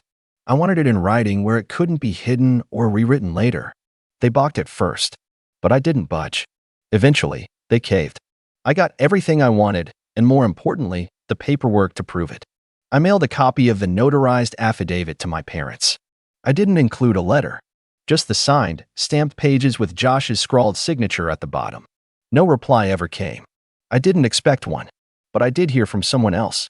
My Aunt Melissa, one of the few relatives who'd always treated me like a human being, called a few days later. She hadn't been at the reunion, but she'd heard things. She said she didn't know the full story until she saw the court documents online. "You know," she said, "I always wondered why you looked so tired at those family dinners. Like you were waiting for someone to let you off the hook." I didn't know how to respond, so I said the only thing I could. "I guess I finally let myself off." She laughed. "Good. About time someone did." Melissa started inviting me to small get-togethers, nothing big, just dinner or coffee with her kids and husband. No forced smiles, no performance. It was strange at first. I kept waiting for a shoe to drop, but it never did. It was during one of those dinners, probably the 5th or 6th, that I realized something simple but life-altering. I was allowed to choose my peace. Not earn it. Not trade for it. Not beg for scraps of it in the margins of someone else's comfort. Just choose it. So that's what I did. I changed my phone number. I took a short vacation for the first time in years. I didn't go anywhere fancy, just rented a cabin near the mountains, read a few books, walked without a destination, slept in, ate whatever I wanted. And when I came back, I signed up for a pottery class. I didn't tell anyone. I just went. And slowly, piece by piece, I built a new life. One that wasn't shaped by obligation or shame. Every now and then, I'd hear whispers about what was going on back in the old family circle. Amanda tried to start another business, some online baking class series. It never took off. Josh took a job at a car dealership. Apparently, he's struggling with commissions. Their house, bought on a budget they couldn't maintain, is now up for sale. My parents? I heard they moved into a small condo in a quieter part of town. Word is they started attending a new church, probably hoping for a fresh start, or at least new people who didn't know their story. I never went to visit. Not once. And I never felt guilty about it. Because the truth is, I gave them so many chances. More than I should have. I showed up. I paid. I endured. And all I ever asked for in return was basic respect. A seat at the table. A name not scratched out. A voice that wasn't laughed at. They couldn't give me that. So I stopped asking. One day, maybe they'll realize that losing me wasn't about money. It wasn't about power. It was about how many times you can push someone away before they learn to stay gone. But that's not my concern anymore. A year after the reunion, I threw a small dinner at my apartment. Just 6 people, Aunt Melissa and her husband, 2 of my friends from work, and a neighbor I'd gotten close to. I cooked. Nothing fancy, just pasta, some roasted vegetables, a few drinks. No seating chart. No hierarchy. Just people who wanted to be there. We laughed. We told stories. Nobody asked for anything. Nobody kept score. At one point, my neighbor raised a glass and said, "To chosen family." And for the first time in as long as I could remember, I lifted my glass without hesitation. "To peace," I said. "To my own beginning." And that was the end of theirs. I'm Adam, 27, and up until a few months ago, I would have told you my biggest flaw was how much I tried to keep the peace. I was the easy one, the quiet one, the one who let things slide. And for most of my life, I convinced myself that was a virtue, that being the dependable son, the unproblematic sibling, the one who never made a scene, would somehow earn me the same love I gave so freely. But nothing prepares you for the moment it clicks, the moment you realize you've been standing outside a glass house, watching your family toast inside, and your invitation was never even printed. It started small, like most things do. A forgotten thank you here, a missed phone call there. I chalked it up to busy schedules, stress, life. My parents, Linda and Greg, always doted on my younger sister, Chloe. She was the miracle baby, born after years of fertility treatments. I was 8 when she arrived, and I remember the first time I saw her in the hospital, swaddled like a burrito, my mom beaming as if the sun finally rose for the first time. From that day forward, Chloe didn't just walk into the spotlight. She was the spotlight. And I became the guy holding the flashlight. I didn't mind it at first. She was my little sister. I loved her, protected her, defended her even when she was wrong. When she crashed my first car sneaking out at 16, I lied and said I had borrowed it and hit a tree. When she dropped out of college mid-semester, I was the one who helped her fill out job applications, driving her to every interview. And when she called crying 2 years ago after a messy breakup, I drove 4 hours to pick her up, even though I had work the next morning. I was always there. So when my 27th birthday rolled around this year, I didn't expect a grand gesture. But I expected something. It was a Thursday. I had taken the day off work, more out of habit than anticipation. My phone was quiet all morning. No calls. No texts. Around noon, I checked Instagram. A bad habit, I know, and saw my sister's story from Paris. The Eiffel Tower glittering at sunset, a luxurious dinner spread, captioned, "Best birthday week ever. Thank you, Mom and Dad." My stomach sank, but I didn't let it ruin my day. Not yet. I told myself I was being sensitive. Maybe they were planning something later. Maybe I'd get a dinner invite, a surprise cake. I told myself all the things you tell yourself when you're trying not to admit the truth you already know. I waited. At 7:43 p.m., my phone buzzed. A text from Chloe.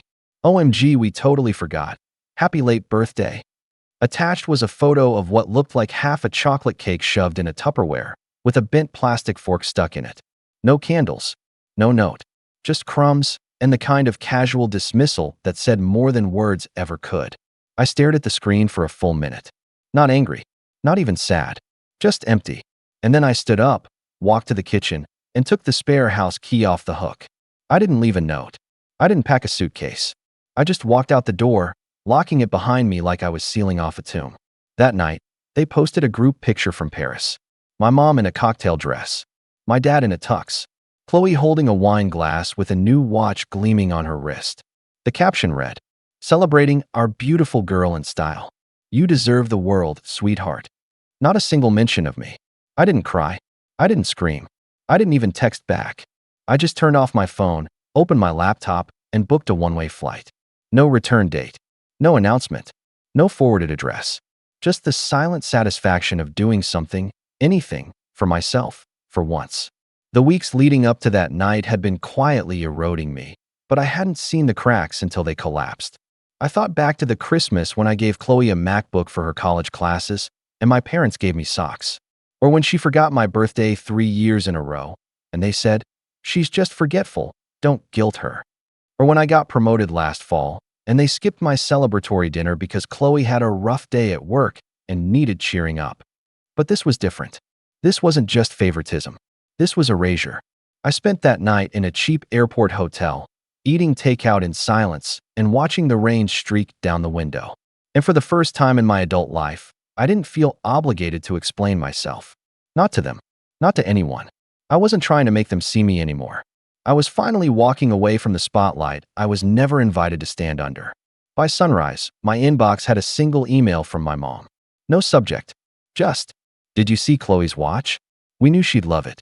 Hope you had a good day too." I closed the laptop. It wasn't rage that drove me. It was clarity. A kind of deep, calm understanding that no amount of effort, kindness, or sacrifice would ever earn me what I thought I already had: love without conditions. My flight was at 11:15 a.m. I didn't tell anyone where I was going. I didn't need to. But what happened after I left? That's where it all gets interesting. The plane landed 12 hours later in Lisbon, not because I had some grand plan or lifelong dream to live in Portugal, but because it was the cheapest one-way ticket available when I hit book. I had enough saved up from years of quiet frugality, living below my means, skipping vacations, and covering family emergencies that always seemed to conveniently fall on payday. I figured I could buy myself time, maybe a few months to just breathe, to exist without obligation or expectation. The Airbnb was modest. A narrow street view, creaky floors, and no elevator, but it was mine. For the first time in my life, I woke up in a place where no one needed anything from me. No surprise calls about broken leases, no guilt-tripping voicemails, no sudden reminders that I owe the family for everything they sacrificed. Just silence, and the sound of a city that didn't know my name, didn't need to. It took 3 days for my phone to start buzzing again, not that I turned it on right away.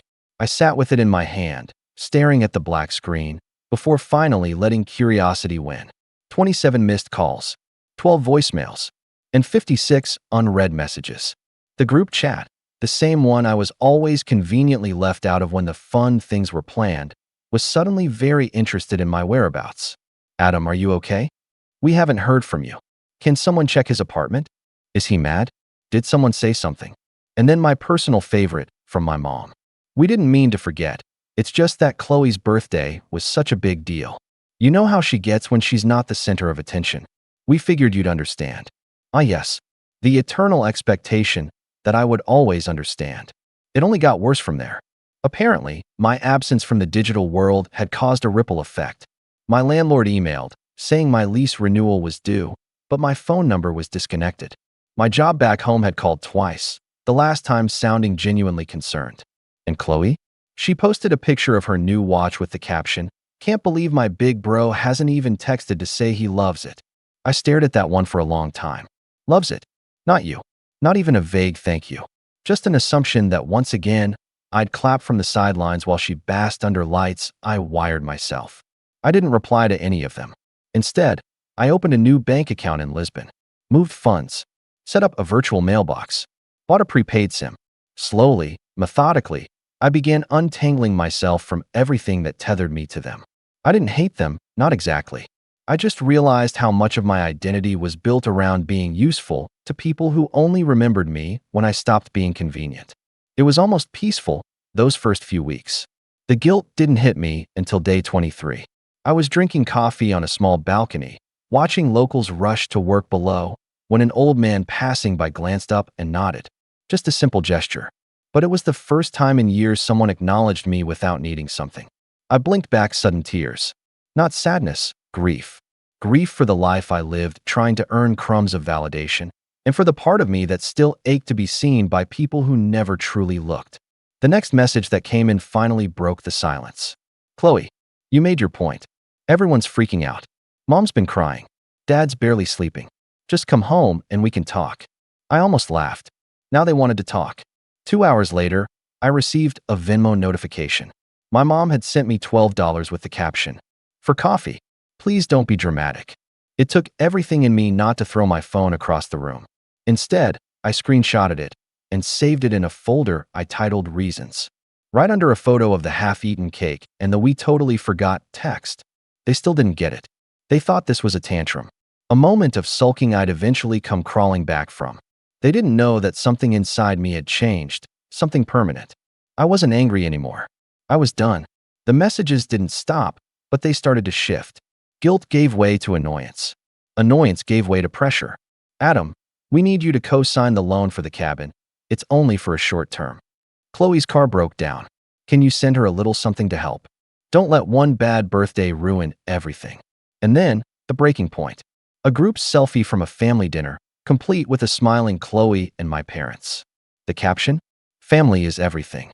No mention of me. No seat at the table. No trace. Like I'd already been replaced. That night, I poured a glass of port wine and opened a fresh document on my laptop. I started writing something I never thought I'd have the courage to send. Not a rant. Not a scream into the void. Just a resignation. It wasn't long. It didn't need to be. But the impact? Well, that's when everything really started unraveling. The email wasn't poetic. It wasn't cruel. It didn't carry the sting I once fantasized about delivering. No cutting one-liners. No long-winded explanations of how they'd failed me. I didn't need revenge to be loud. I just needed it to be final. Subject: this is goodbye. I sat for a while before typing the first line. My fingers hovered over the keys, my reflection flickering faintly in the laptop screen as the Lisbon sun dipped lower outside. Hi, Mom. Hi, Dad. Hi, Chloe. Simple. Measured. Detached. I wanted to say thank you. Because you've finally given me something I never had growing up, clarity. I took a sip of the wine. It was strong and dry, a little bitter. Fitting. For years I've told myself that love meant sacrifice. That family meant forgiveness on repeat. That being the good son meant absorbing all the hits without flinching, so long as everyone else stayed happy. But your actions, this birthday, and 100 moments before it, have made something crystal clear. You never saw me as your equal. You saw me as your safety net, your fixer, your fallback plan. I paused, heartbeat steady, strangely calm. And maybe that's my fault too. I let it happen. I trained you to expect my silence, my money, my time, without ever asking for anything in return. I made myself small so Chloe could shine. I made myself useful so I wouldn't be forgotten. And I still was. I didn't cry. Not then. But my throat tightened. I'm not angry anymore. I'm just done. I've relocated. I won't be sharing where. Not because I want to punish you, but because I need to heal, and I can't do that from within a family that forgets me until they need a bank transfer. Another pause. My finger hovered over the send button for a long time. Then I typed one last paragraph.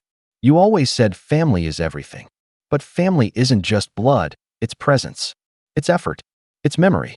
And on the one day a year you could have chosen to remember me, you forgot. So now, I'm choosing to forget too. I didn't sign it love, Adam. Just goodbye. Then I hit send, closed the laptop, and exhaled.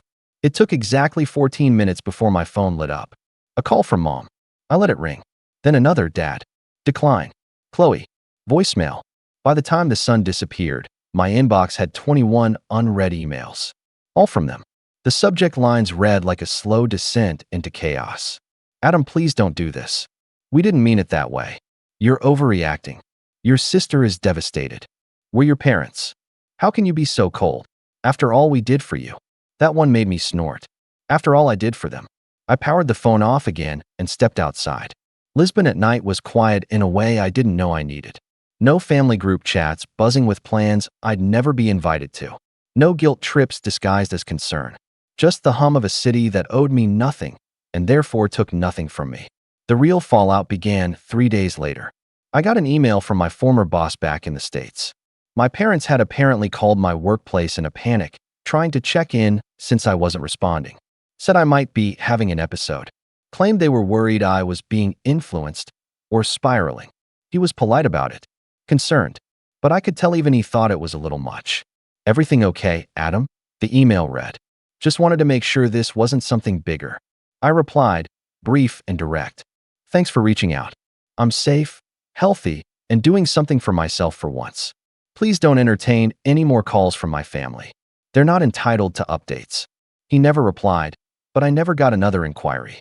By the following week, Chloe had posted a new story. A selfie in her car with smudged mascara, captioned, "Love hurts, especially when it's your own blood." The comments were exactly what you'd expect. OMG, what happened? Hope you're okay, babe. Ignore the haters. Family comes first. Family comes first. I reread that line 5 times. Funny how family is only summoned like a shield when they're the ones feeling abandoned. They never once asked why I left. Only how I could. A few days after that, my dad emailed a scanned photo, one of me and Chloe from when we were little. I was holding her in my lap. She must have been too. I looked like I was already 40, exhausted, watchful, arms wrapped around her like a parent instead of a brother. The caption? Remember this. She always needed you. It was supposed to soften me, to remind me. But all I saw was a child learning his role too early. A boy asked to give up being seen so his sister could have every light pointed her way. I closed the photo, and I didn't reply. But what really tipped things over, what really made them spiral, was what I did next. Not to be petty, not to get revenge, but to cut the last thread. Because there was still one thing they hadn't expected. One thing they didn't know I could do. And when I did it, that's when everything shattered. I waited until the first of the month. It was strategic, not dramatic. I knew they'd feel it more that way.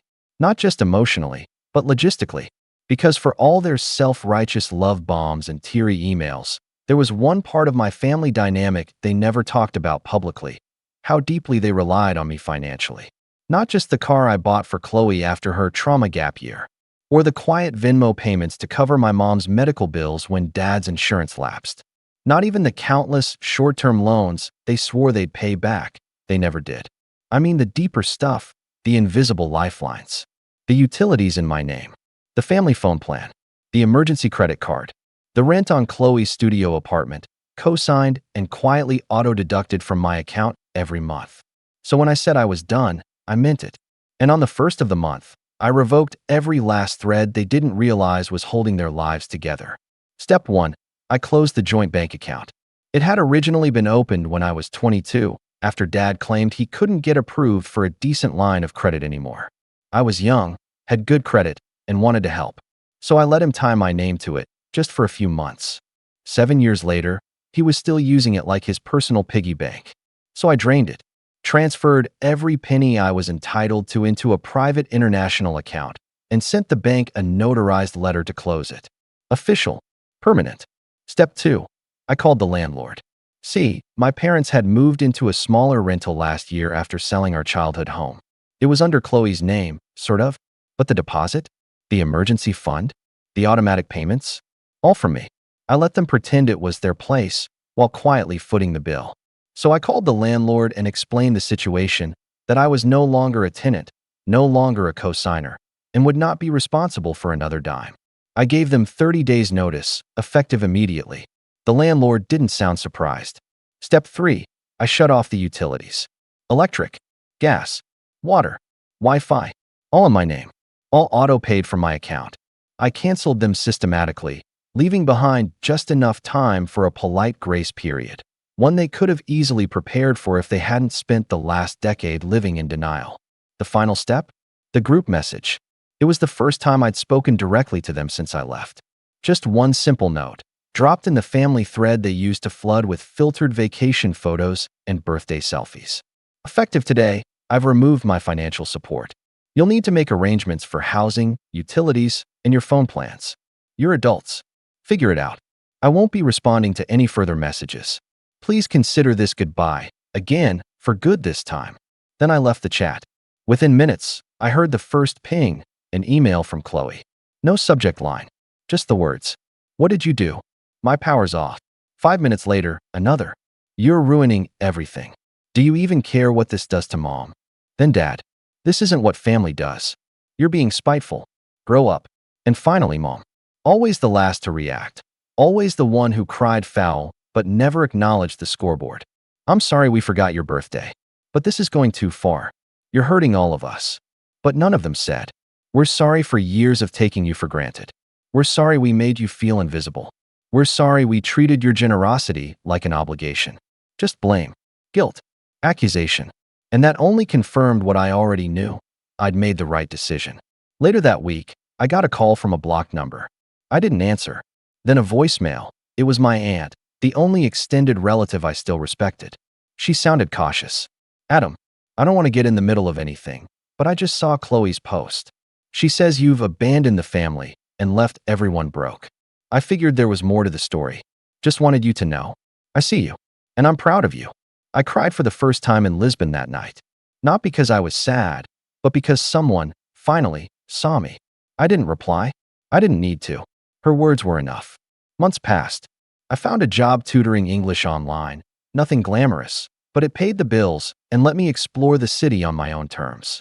I rented a small studio with a balcony overlooking the tram line. I bought a secondhand bike. I made friends slowly, cautiously, for the first time without wondering if they'd eventually need something from me. And back home, the implosion was quiet but thorough. Chloe's car got repossessed. She made a TikTok crying about how some people just don't understand loyalty. And her followers, mostly strangers who knew nothing about her real life, flooded the comments with sympathy. My parents started a GoFundMe to recover from an unexpected financial crisis. They said it was due to fraudulent activity. I didn't correct them, let them lie.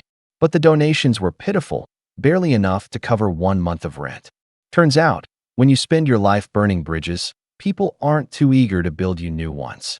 I never reached out, never looked back. Until one day, almost a year to the date since I left, I received a letter. A real one, handwritten, with no return address. It was from Chloe. The writing was messy, like she'd started it 100 times and finally just forced herself to finish. She said she didn't know how to apologize, but that she was trying. That she finally understood what it felt like to be forgotten, now that everyone she leaned on had stopped catching her fall. She said she was working 2 jobs and renting a room in someone's basement. That Mom and Dad had sold their car and moved in with Grandma, who wasn't happy about it. Then she wrote one line that stuck with me. You were never the problem. We were just comfortable making you the solution. No excuses. No begging. Just that. I sat with the letter for a long time. I didn't rush to forgive her.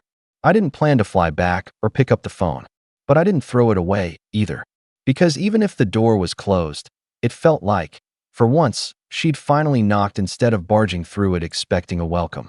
As for my birthday this year, I spent it alone on a hillside overlooking the Atlantic, eating pastillas de nata and listening to street music echo from below. No cake, no text, no staged family photo, just me. And honestly, it was the best one I've ever had. I'm Nathan, 31 years old, and apparently the designated camera guy of the family, not by trade, not by hobby, but because I own a nice phone and work in tech, which somehow gives every relative the green light to dump their unpaid gigs on me. Over the years, I've been everything from free IT support to impromptu babysitter, chauffeur, and of course, unofficial wedding photographer. I usually grin and bear it because I love my grandparents, and they're the only reason I ever show up to these ridiculous family gatherings. But this wedding, was different. This was the day I realized just how disposable my branch of the family tree was to the rest of them. The wedding was for my cousin Melanie. We weren't close growing up. She was the golden child of my Aunt Lorna, and I was the quiet nephew who existed in the background at barbecues and funerals. Still, when the invitation arrived in the mail, I was genuinely happy for her. It was a formal invite, no expense spared, with embossed lettering, floral prints, and one of those overly long romantic poems that tried way too hard. It even had my name on it, not +1 or family, but Nathan. That meant something to me. So I RSVP'd yes, bought a new suit, cleared my weekend, and spent a whole Saturday driving around to pick out the perfect wedding gift. Melanie and her fiancé Ryan had one of those obnoxiously overpriced registries, the kind that includes $300 toasters and $80 sets of 6 forks. I didn't love the options, so I opted to give a check instead. A generous one, for $1,500. Not because I'm loaded or anything. I'm doing all right, but that money came from hours of consulting work I squeezed in on weekends.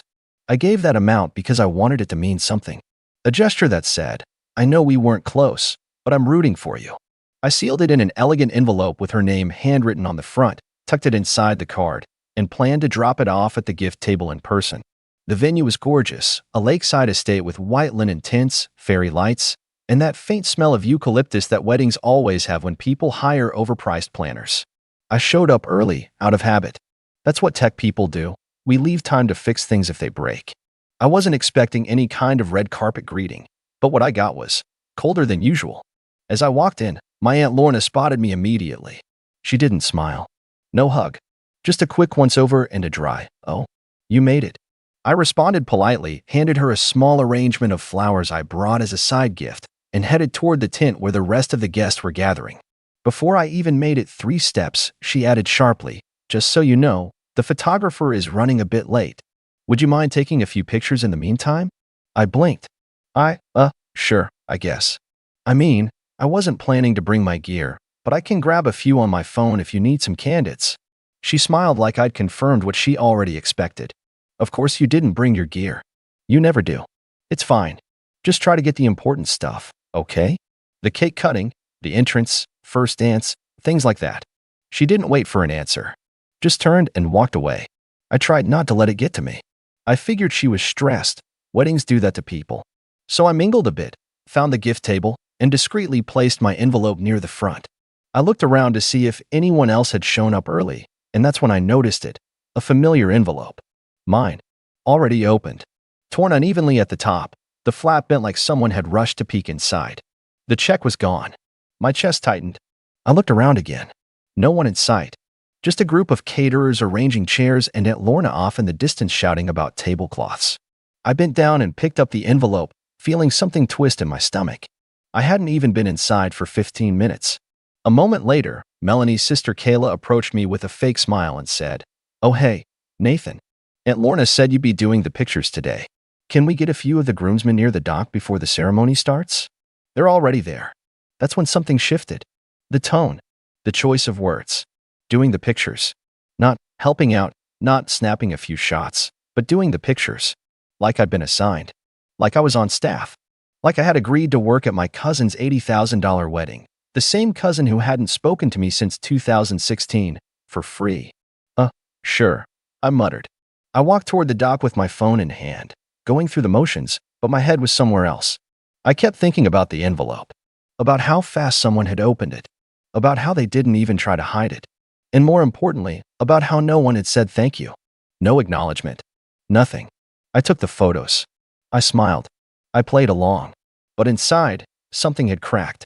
The more I looked around, at the guests sipping champagne, at the wedding planner barking orders into a headset, at Melanie grinning for actual photographers now that they'd arrived, the more invisible I felt.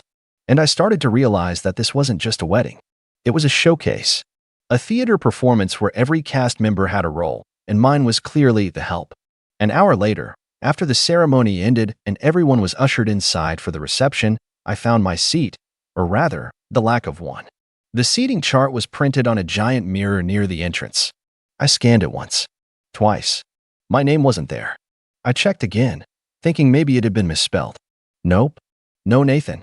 No tech guy. No camera dude. Before I could even start asking questions, Aunt Lorna appeared at my side and whispered, "You don't have a seat inside, sweetie. You're just here to take photos, not to eat." I turned to face her, stunned. I must have misheard. What? She leaned in closer, all sugar and vinegar. "Don't make a scene, okay? Just take the pictures. You'll eat after the guests." I stood there, rooted to the floor, as guests filed past me and the band started playing. For a moment, I thought about laughing, just pretending it didn't sting. But then I remembered the envelope. I remembered the open flap. I remembered how proud I felt writing that check, and how quickly that pride had curdled into something bitter. I excused myself, walked quietly back to the gift table, and picked up the empty envelope. That's when Kayla's voice rang out again, too loud and too cheerful. "Nathan, can you get one of Melanie and the cake? The lighting's just perfect now." I looked down at the envelope in my hand, then back at Kayla. "In that case," I started, my voice calm and quiet, too quiet for her to fully register the shift in tone. But it was enough for her to frown slightly, confused, as I turned and began walking toward the exit. And that's exactly when everything started to unravel. I didn't storm out. That would have been too dramatic, and frankly, beneath the tone I was going for. I walked. Calm, measured steps. I passed a few tables where guests were laughing, clinking glasses, snapping selfies. One aunt gave me a polite wave, completely unaware of what had just happened. Or maybe not unaware, maybe indifferent. That's worse. The envelope felt light in my hand, almost useless now that its contents were already plundered. But it was symbolic. It was my receipt. My proof that I had shown up to this family circus with the best intentions, only to be treated like a disposable prop. I slipped it into my jacket pocket. Just before I reached the parking area, I heard someone call out behind me, "Ryan, the groom." He jogged over, still a little out of breath from the first dance. "Hey, man. Thanks for coming out, seriously. Melanie was so happy to see you." I turned. Of all the people I expected to intercept me, Ryan wasn't on the list. He smiled awkwardly, not catching on to the fact that I hadn't returned it. "So, I heard you were helping out with the photos until the team arrived? That was really cool of you. Appreciate it." I paused. "Did Melanie tell you that?" "No, I think your aunt mentioned it. Or Kayla. Someone did. Anyway, really appreciate it, man. You've always been, chill about that kind of stuff." I nodded slowly. "Did Melanie tell you about the gift?" He blinked. "What gift?" I almost smiled. "Exactly." He looked confused. "Wait, you brought something?" I pulled the envelope from my pocket and showed it to him, not to give, but just to display. The name still neatly written. The flap still torn. He stared at it. "There was a $4,500 check in here," I said evenly. "But someone already opened it. And it's gone." His face changed. I could see the gears turning. "Are you serious?" "Wait, who?" "Don't worry about it." I cut him off, calm but firm. "Just figured I'd let you know that whatever was in here isn't your problem anymore." "Wait, Nathan," he reached out, probably to stop me, or explain, or ask if it was a joke. But I was already turning away. I got in my car and sat in silence for a minute. My phone buzzed. A text from Kayla. "Where'd you go? We still need a shot of the bouquet toss." I turned my phone off.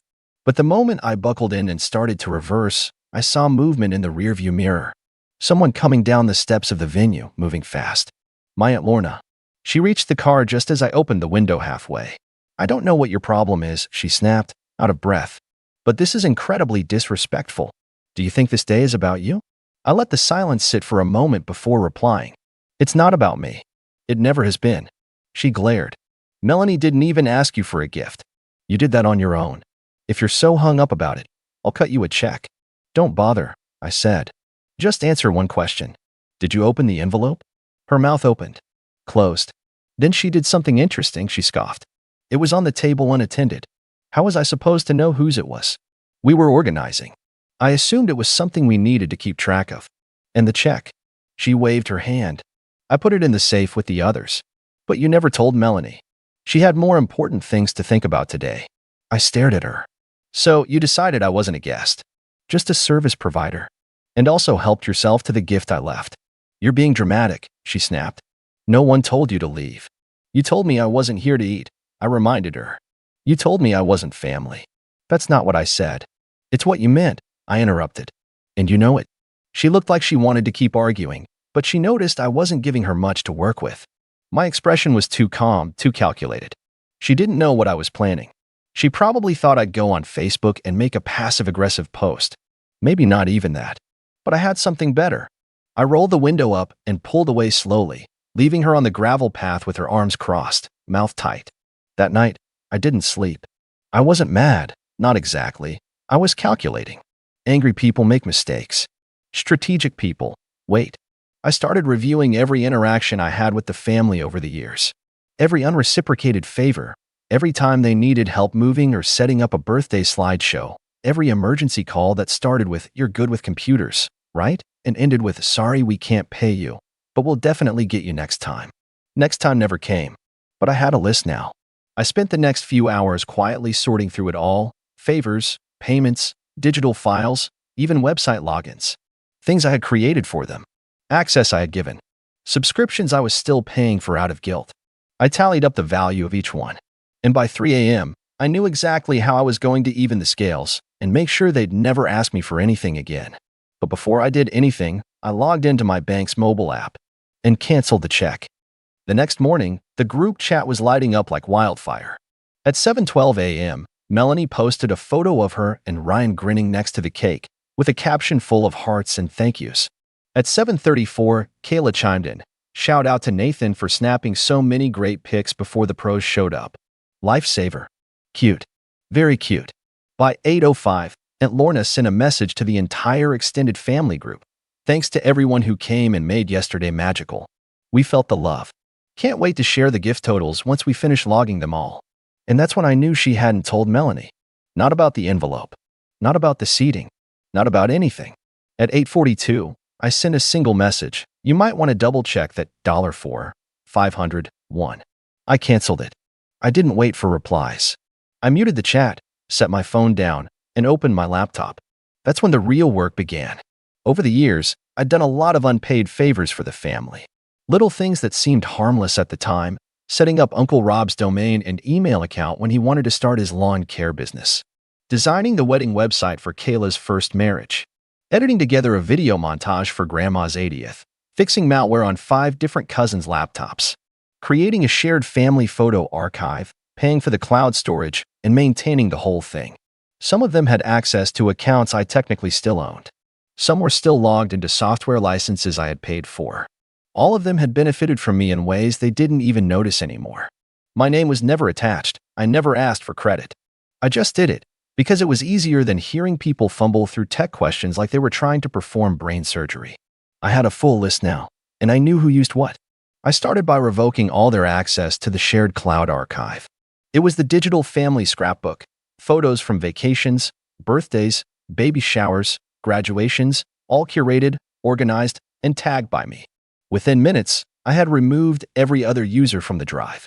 I didn't delete it. I just changed the permissions. At 9:12 a.m., Kayla texted me directly. Hey, I think something's wrong with the shared album. It says access denied? I didn't respond. At 9:27, Uncle Rob sent me an email with the subject line, need help, and a frantic message about his business email account not working.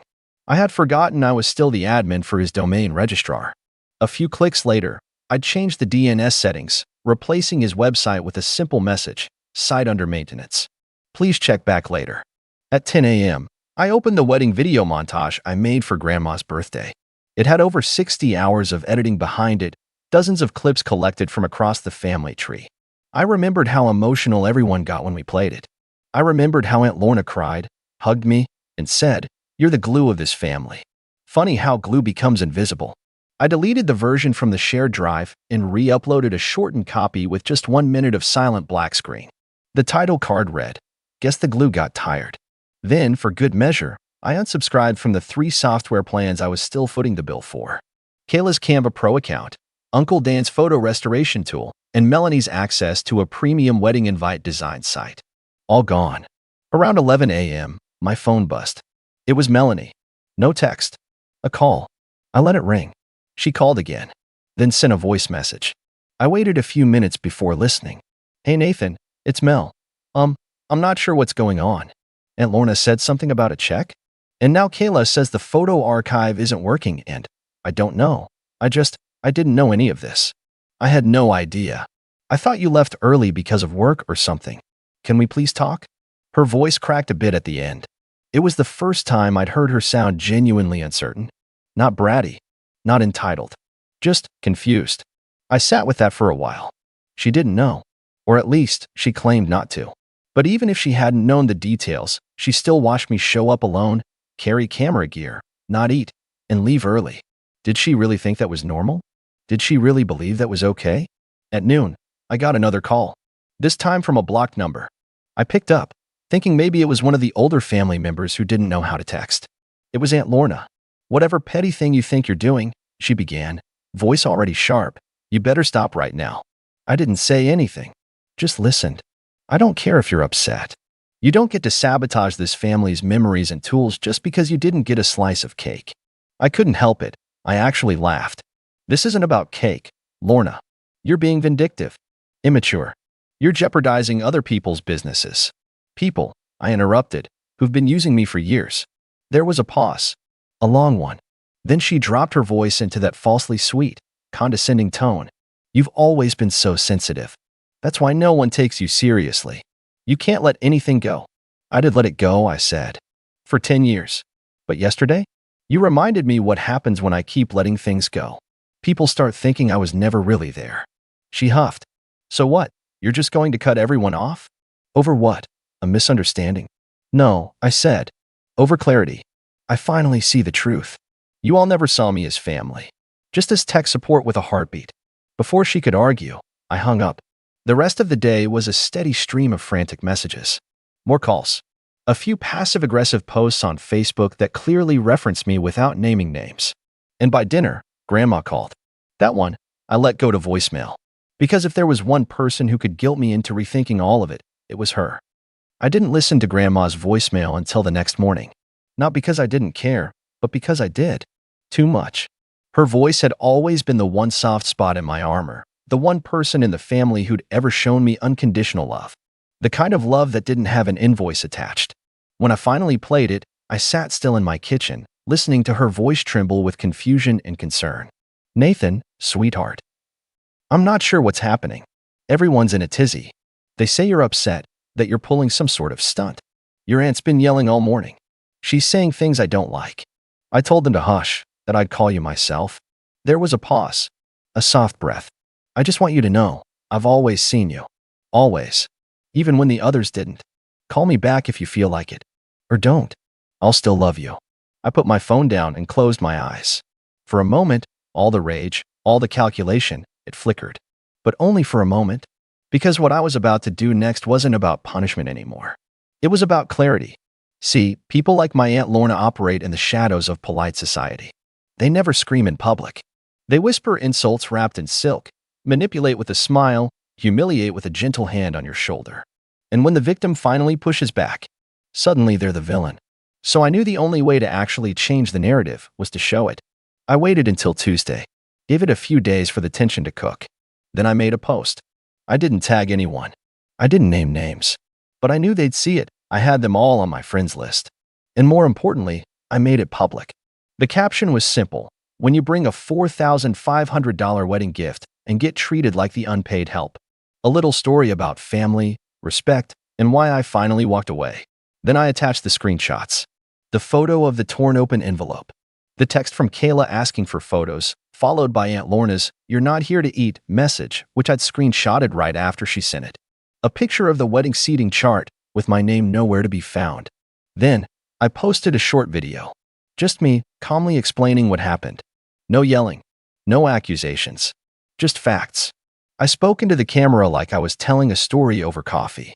I detailed how I'd shown up early, how I'd been assigned photography duties without consent, how I'd found my gift already opened, how I'd been told, to my face, that I wasn't family, just someone there to work.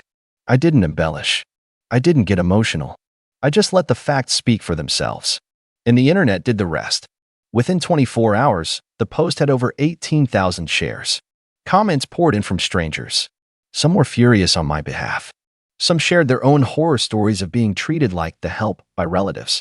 Others just said, "Good for you for walking away." And then, the messages from them started. First, Kayla. "Nathan, please take the post down. You don't know what kind of attention this is bringing us." My coworkers saw it. People are asking questions. Then Ryan. "Hey man, look, I didn't know what was going on that day. I swear. I just thought you had left early for a reason. Please, can we talk?" Even Melanie sent a message, long, rambling, half apology, half damage control. She claimed she didn't know about the envelope, that Aunt Lorna had told her I'd left after offering to help out, and that the check had never been mentioned. If I had known, I would have said something. Please believe me. But the most desperate, the most venomous, was Aunt Lorna. She didn't even message me directly. She posted a Facebook status. Some people will go to great lengths to tear down a beautiful moment just because they weren't the center of attention. We raised our children better than that. Grateful for real family today. It was vague enough to look innocent to the casual reader, but everyone who'd seen my post knew exactly who she meant. The comments under hers were brutal. Is this about Nathan? Because if so, wow, you really messed up. Your niece and nephew treated him like dirt, and he still showed up with a gift? And you opened it? No wonder he walked out. The social tide had turned. The mask had slipped. Suddenly, I wasn't the bitter outcast anymore. I was the guy who'd had enough. And the best part? I wasn't angry anymore. I wasn't even petty. I was free. Over the next few days, I made a few more moves. I called the company that handled Uncle Rob's domain and told them to transfer it out of my name, effective immediately. I wasn't going to hold anything hostage. I just wasn't going to be responsible for anyone else's stuff anymore. I removed myself from every shared family plan I'd ever contributed to. Netflix, Disney+, the Spotify premium account half the cousins were mooching off, all gone. They could set up their own now. I also sent Grandma a private message. Not an explanation. Not a long justification. Just this. I heard your voicemail. I love you too. I'm okay. But I think I need some space from the family for a while. You can always call. Just not the others. Not for now. She replied with a heart emoji and nothing else. She understood. Weeks passed. The post kept circulating. People kept sharing it. It even got featured on a few family drama subreddits and TikToks. Some guy did a dramatic reading of it over piano music. The comments were almost universally in support. But more importantly, something had changed in me. I no longer felt that aching need to be included. I stopped showing up to family gatherings. Stopped answering the group chats. Stopped volunteering, fixing, funding, rescuing. I started saying no. I took the money I had planned to give as a gift and instead booked myself a trip. A real one, no Wi-Fi, no client emails, no family guilt. Just me, a beach, and silence. And while I was there, I deleted the photo archive. Not out of spite, but because it was mine. I'd built it, maintained it, paid for it. It existed only because I cared enough to preserve everyone's memories, even when they forgot I was a part of them. But I had memories now too. New ones. The silence of the beach. The sound of waves instead of wedding speeches. And the quiet peace that comes when you finally realize you don't need to prove your worth to people who were never looking. So if you're wondering what happened to the $4,500 check, I spent every cent on me. And it was worth every dollar. I'm Matt, 27, and until recently, I thought I understood what family meant. That word used to feel like home, familiar, safe. But over the past few years, it's turned into something more like a thorn in my side. A constant reminder that blood doesn't always equal respect. I've always been the quiet one in the family. Not because I had nothing to say, but because no one really listened when I did. My older sister, Lisa, has always dominated the spotlight, loud, confident, and sharp-tongued. My parents adored her growing up, and even now, they orbit around her like she's the sun itself. I guess I was more like Pluto, technically there, but not really part of the system. So when Lisa proposed a family trip to Italy for the summer, I'll admit, I was surprised to be included at all.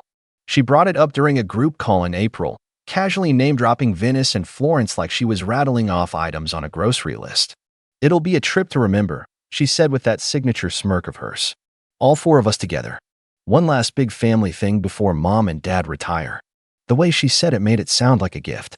But I should have known better. I offered to handle the bookings. Flights, hotel, car rental, the works. It wasn't out of the blue. I travel a lot for work, and I've gotten pretty good at hunting down deals and coordinating logistics. Besides, my job had recently given me a sizable bonus, and maybe some naive part of me thought this trip would bring us closer. That if I proved useful enough, helpful enough, they'd finally start treating me like an equal. Not just the kid they left out of conversations or leaned on when bills piled up. So I booked everything on my card, round-trip flights, a 6-night hotel stay in Florence, and even a couple of non-refundable excursions Lisa insisted we had to do. "You'll get reimbursed," she said. "Mom and Dad will pay their share.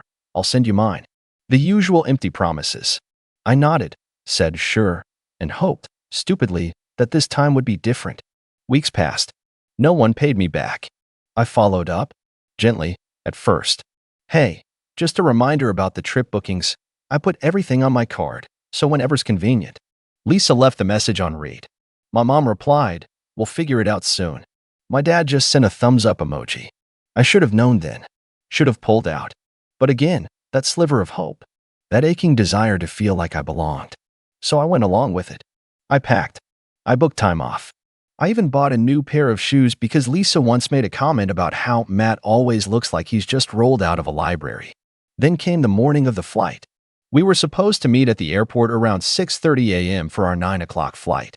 I got there at 6:15, luggage in tow, fully caffeinated, and running mostly on anticipation and nerves. I waited by the check-in counter, scanning the crowd. At 6:40, I spotted them, my parents walking ahead, Lisa trailing behind with a Louis Vuitton suitcase that probably cost more than my entire wardrobe. I smiled, waved, but none of them waved back. Lisa strutted past me, eyes locked on her phone. My mom gave me a half-hearted nod, and my dad, well, he just looked tired. Always tired. Then Lisa stopped a few feet away, turned to me, and said with a smug little laugh, "Oh, forgot to mention. We didn't book you a seat. Thought you'd probably cancel last minute anyway, like you always do." My smile faltered. I blinked. "What are you talking about?" "I booked everyone's tickets." She shrugged. "You booked them. But when you asked me to confirm the passenger list, I might have forgotten to include you." Oops. She said it like she was commenting on the weather. I looked at my parents, expecting at least some confusion, some concern. But no, they were already handing over their passports at the gate. My mom chuckled, as if Lisa had just told a clever joke. "You're always so sensitive, Matt." And then they boarded. Just like that. I stood there, stunned, surrounded by strangers bustling to get through security. My suitcase handle felt like it weighed 100 pounds. I had to move aside as another family rolled past me, laughing about snack options and Wi-Fi. I walked slowly toward the nearest bench, sat down, and tried to breathe. I'd been left out before, birthdays, announcements, even family photos, but this was different. This was deliberate, calculated, public. And yet, I wasn't as crushed as I thought I'd be. Hurt, yes. Angry, absolutely. But underneath all that, something else had started to simmer. Something sharp, cold, final. Because what they didn't know, what Lisa never even asked, was whose card the bookings were on. All the flights, the hotel, the day trip to Tuscany, the boat tour in Venice. Every single thing they were about to enjoy on this family trip had my name stamped on it. And in that moment, something inside me clicked. I pulled out my phone, opened the airline app. My heart was hammering, but my fingers were steady. I navigated to my bookings. There it was, for passenger names. 3 of them on their way through security, one still sitting on a cold bench near the check-in desk. I tapped Manage Trip, then Cancel. The app gave me a final confirmation prompt. "Are you sure you want to cancel this reservation? This action cannot be undone." I stared at it for a second. Then I smiled. "Yes," I whispered. I tapped Confirm. 10 minutes later, the alerts started popping up. And I just sat there, watching the panic unfold. My phone vibrated once. Then again. Then again. I didn't even have to look. I knew it was them. Sure enough, the first text popped up from Lisa. "Hey, did you mess with the flights? Our boarding passes aren't scanning." Then came one from my mom. "Matt, What's going on? They're saying our tickets aren't valid. And then my dad, in his usual all-caps fashion like he thought it gave his words more weight. Fix this. We can't board. I leaned back against the bench and watched the terminal screen quietly update. Flight to Florence, final boarding. But the names on those seats? Wiped. Vanished. Reabsorbed into the system like they'd never existed. I'd used a cancellation insurance policy through my premium travel card. One of those perks they never bothered asking about. Refund pending. Charges voided. As far as the airline was concerned, their little Italian getaway had never been real. And in that moment, I felt something I hadn't felt around them in a long time. Control. I let the buzzes stack up. Texts, missed calls, even a voicemail from my dad that started with "this isn't funny" and ended with some sputtered demand about being the man of the family. I didn't respond. Not yet. Instead, I stood up, walked toward the cafe inside the terminal, and bought myself a muffin. Blueberry. Warm. It was probably the best thing I'd tasted in weeks. When I finally did open the family group chat, yes, they had a group chat, I was in it, but rarely acknowledged. It had already turned into chaos. Lisa texted, "What did you do?" Mom texted, "Matthew, we are stranded at the airport. Do you think this is a joke?" Dad texted, "You're paying for this. We'll sue if we have to." Lisa again texted, "My bag is already checked in. It's on the plane. Do you understand how expensive this trip was going to be? You better fix this." That last one almost made me laugh. Expensive? The nerve. The entire cost had been fronted on my credit card, and not one of them had sent so much as a Venmo. Even the hotel booking included the deluxe view upgrade Lisa had insisted on. I was supposed to split that? With people who didn't even think I deserved a seat? So I finally typed a reply. Just one message. Short. Cold. "You didn't think I'd come anyway, remember?" Then I turned my phone off. I sat there in silence for a few minutes, taking in the irony of it all. How many times had I bent over backwards for them? Paid for dinner just to be told I owed it to the family. Covered last-minute bills when Lisa had emergencies. Spent my own holidays helping Mom and Dad fix their busted water heater while Lisa posted beach photos from Cancun. And every single time, I told myself, maybe this time they'll appreciate it. Maybe this time they'll see me. But the truth was they never saw me. Not really. I was just the background character in the Lisa show. The quiet brother. The passive son. The maybe he'll pay for it guy. Not anymore. I checked into a small lounge using my travel pass, plugged my phone into a charger, and sipped a cappuccino while the chaos no doubt raged beyond the security gates. I knew they'd scramble. Try to rebook. Complain to someone. Blame me for sabotaging the family vacation. But deep down, I think they already knew. This was their fault. All of it. Years of passive dismissal, casual cruelty, and open favoritism had finally caught up to them, and I'd simply removed the cushion they always expected me to provide. They wouldn't find new flights today. Not last minute, not in peak summer season, and definitely not for 3 people all on the same itinerary. But I had a plan. A very different kind of plan. I pulled out my laptop and opened up my own alternate booking, the one I'd made a few days earlier, just in case. Solo ticket.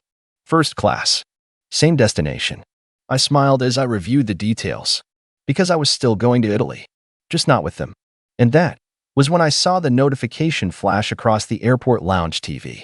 Something about a group of angry passengers being escorted away from the gate by security for causing a disruption at boarding. I didn't even need to guess. My phone buzzed again. I turned it on and saw Lisa's name flash across the screen, this time with a FaceTime request.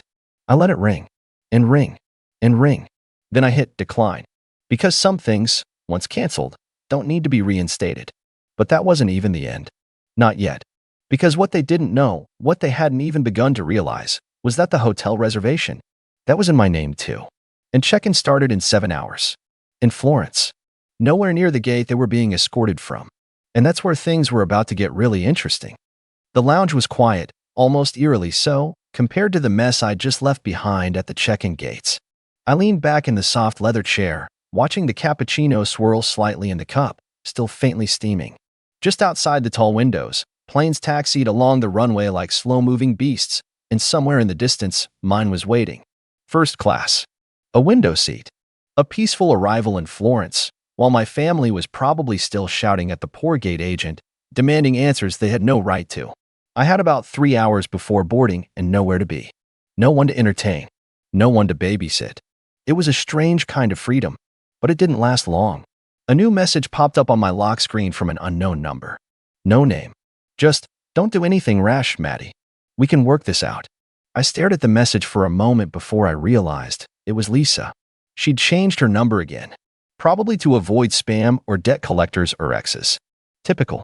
I didn't reply. Then came a second message, this time from Mom. Honey, we're sorry. Can you please call me when you get a second? We're stranded and just need to talk. That would have worked. Maybe 6 years ago. But today? After they laughed at me, literally laughed, while walking onto a plane they didn't realize I controlled. Yeah, no. Instead of responding, I logged into the hotel account. My booking. My card. My name. The reservation was still active, 6 nights, 4-star hotel in Florence, with 2 double beds and an optional extra rollaway. I could have easily changed the guest list, added their names. But I hadn't, because some tiny voice in my head had whispered not to. That same voice that had grown louder in the past year, the one that started speaking up every time they dismissed me, used me, overlooked me. And now, that voice had taken the wheel. I clicked on the Manage Reservation tab and hovered over the Cancel Reservation button, but I didn't click it. Not yet. Instead, I opened the guest information section, all blank except for my own name. And then I made one small edit. Maxwell Price. I typed it under second guest.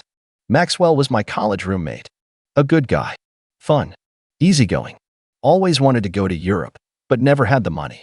We'd lost touch a bit, but he still messaged me every few months, usually after midnight, asking if I was still alive and if I was ever going to stop being a ghost. I hit save. Then I pulled out my phone and sent him a text. Hey man, you busy this week? Free trip to Florence. Hotels covered. First night's dinner is on me. He replied within 30 seconds. Are you joking? Nope. I'm already packing. Tell me when to be at the airport. A grin spread across my face. For the first time in days, I actually felt like smiling. Not just faking it for family dinners or pretending like their jokes didn't land with a thud in my chest. Then, as if fate was trying to test my resolve, my phone lit up with a FaceTime call from Dad. I stared at the screen. Decline. 2 seconds later, another one. Decline. Then a text followed. This isn't how family treats each other. Oh, that was rich. Now they wanted to talk about how families treat each other? Now that they were stuck at the terminal, grounded, panicking, and probably having to call someone to pick them up? Now they wanted to pull the family card? I didn't reply, but I did take a screenshot. Just for myself. Just in case I ever started to feel guilty. Because I knew it was coming. That creeping guilt. It always did. Years of conditioning can't be undone with one power move, no matter how satisfying. But not this time. This time, I was prepared. I flipped open my laptop and pulled up an email draft I'd started months ago. It had been sitting in my drafts folder, unfinished, unpolished. A letter to my family I never intended to send. Just a place to unload all the things I never said aloud. I began typing. You always assumed I'd be there. You never said it, but I saw it. The way you leaned on me for everything from bills to babysitting to bailing Lisa out of her latest disaster. You thought I'd stay quiet, like I always did. You thought I'd swallow the jokes, the slights, the way you treated me like an afterthought. A shadow of your golden child. But I was watching, learning, waiting. You forgot who made this trip possible. You forgot whose name was on every confirmation email, every hotel suite, every plane ticket. And today, you remembered. So when you're wondering why you're back home unpacking, and I'm sipping espresso in Florence, remember this. You boarded that plane without me. You laughed. Now I'm boarding it without you. I didn't send it. But man, it felt good to write. By the time my boarding group was called, the tension in my shoulders had melted away. I strolled to the gate, passport in hand, and handed over my ticket with the kind of ease I didn't think I was capable of. The flight attendant smiled. Enjoy your flight, Mr. Whitmore. Oh, I said, nodding. I think I will. I turned off my phone right before stepping onto the plane, because the real fun was still ahead. And Lisa, she wasn't done yet. Not by a long shot. The moment the plane lifted off the runway, I felt something I hadn't experienced in years. Peace. Not the kind of forced peace you find at family dinners where everyone's pretending not to hate each other. Not the kind where you're constantly calculating what to say, how to avoid confrontation, how to make yourself small. This was real. Quiet. Heavy in the best way. I leaned back in my first-class seat, sipped the complimentary champagne, and looked out the window as the clouds unfolded beneath us like silk. I landed in Florence the next morning to a bright blue sky, a warm breeze, and a dozen unread messages. Most were from Lisa. Some frantic, some passive-aggressive, some full-on manipulative. You've made your point. Enough is enough. Do you know how embarrassing this was for Mom? The least you can do is give us the hotel info. We're already in debt over this. You've ruined our trip. Hope you're happy. The guilt tried to claw back in, but it couldn't quite stick. Not anymore. Instead, I met Max at the airport about an hour later.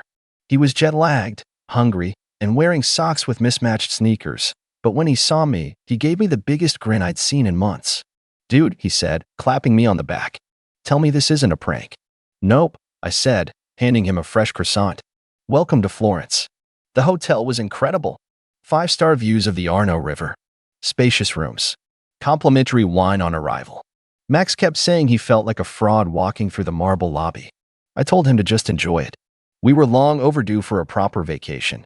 We did everything the original itinerary promised and more. We took the boat tour Lisa had begged me to book, except now it was just the two of us with a guide who sang opera while steering us through the canals. We visited every cathedral on Mom's Pinterest board. Ate our way through every pasta spot I could find, stopping only to recover in piazzas with gelato and espresso. And every now and then, I checked my phone. That's when I noticed something strange. Their messages had stopped. For almost a full day. No texts. No calls. Not even a sarcastic emoji from Lisa. Then, out of nowhere, a Facebook notification popped up. "Lisa Price has tagged you in a post." Curious, I tapped. Big mistake. The post was public. And ugly.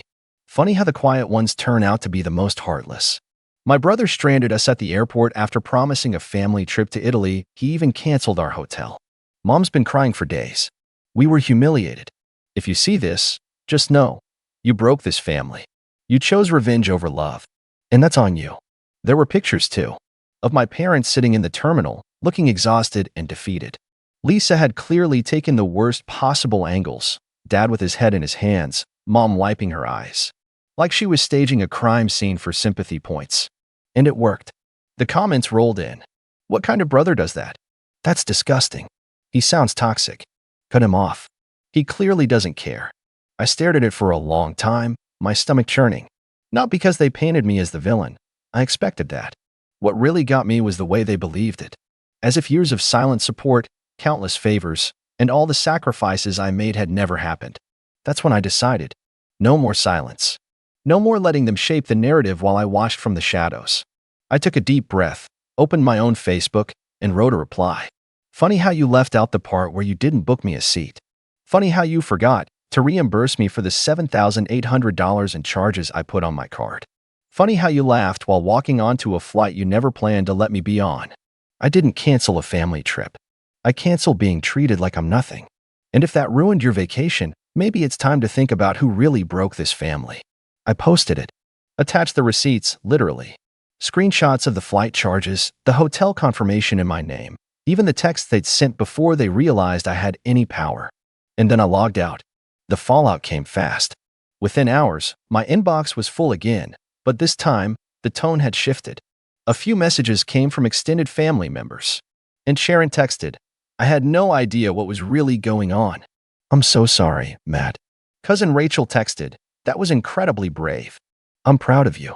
Even a friend of Lisa's DM'd me with a simple, "She's always been like that. Good for you." But my parents? Silence. Until the third day.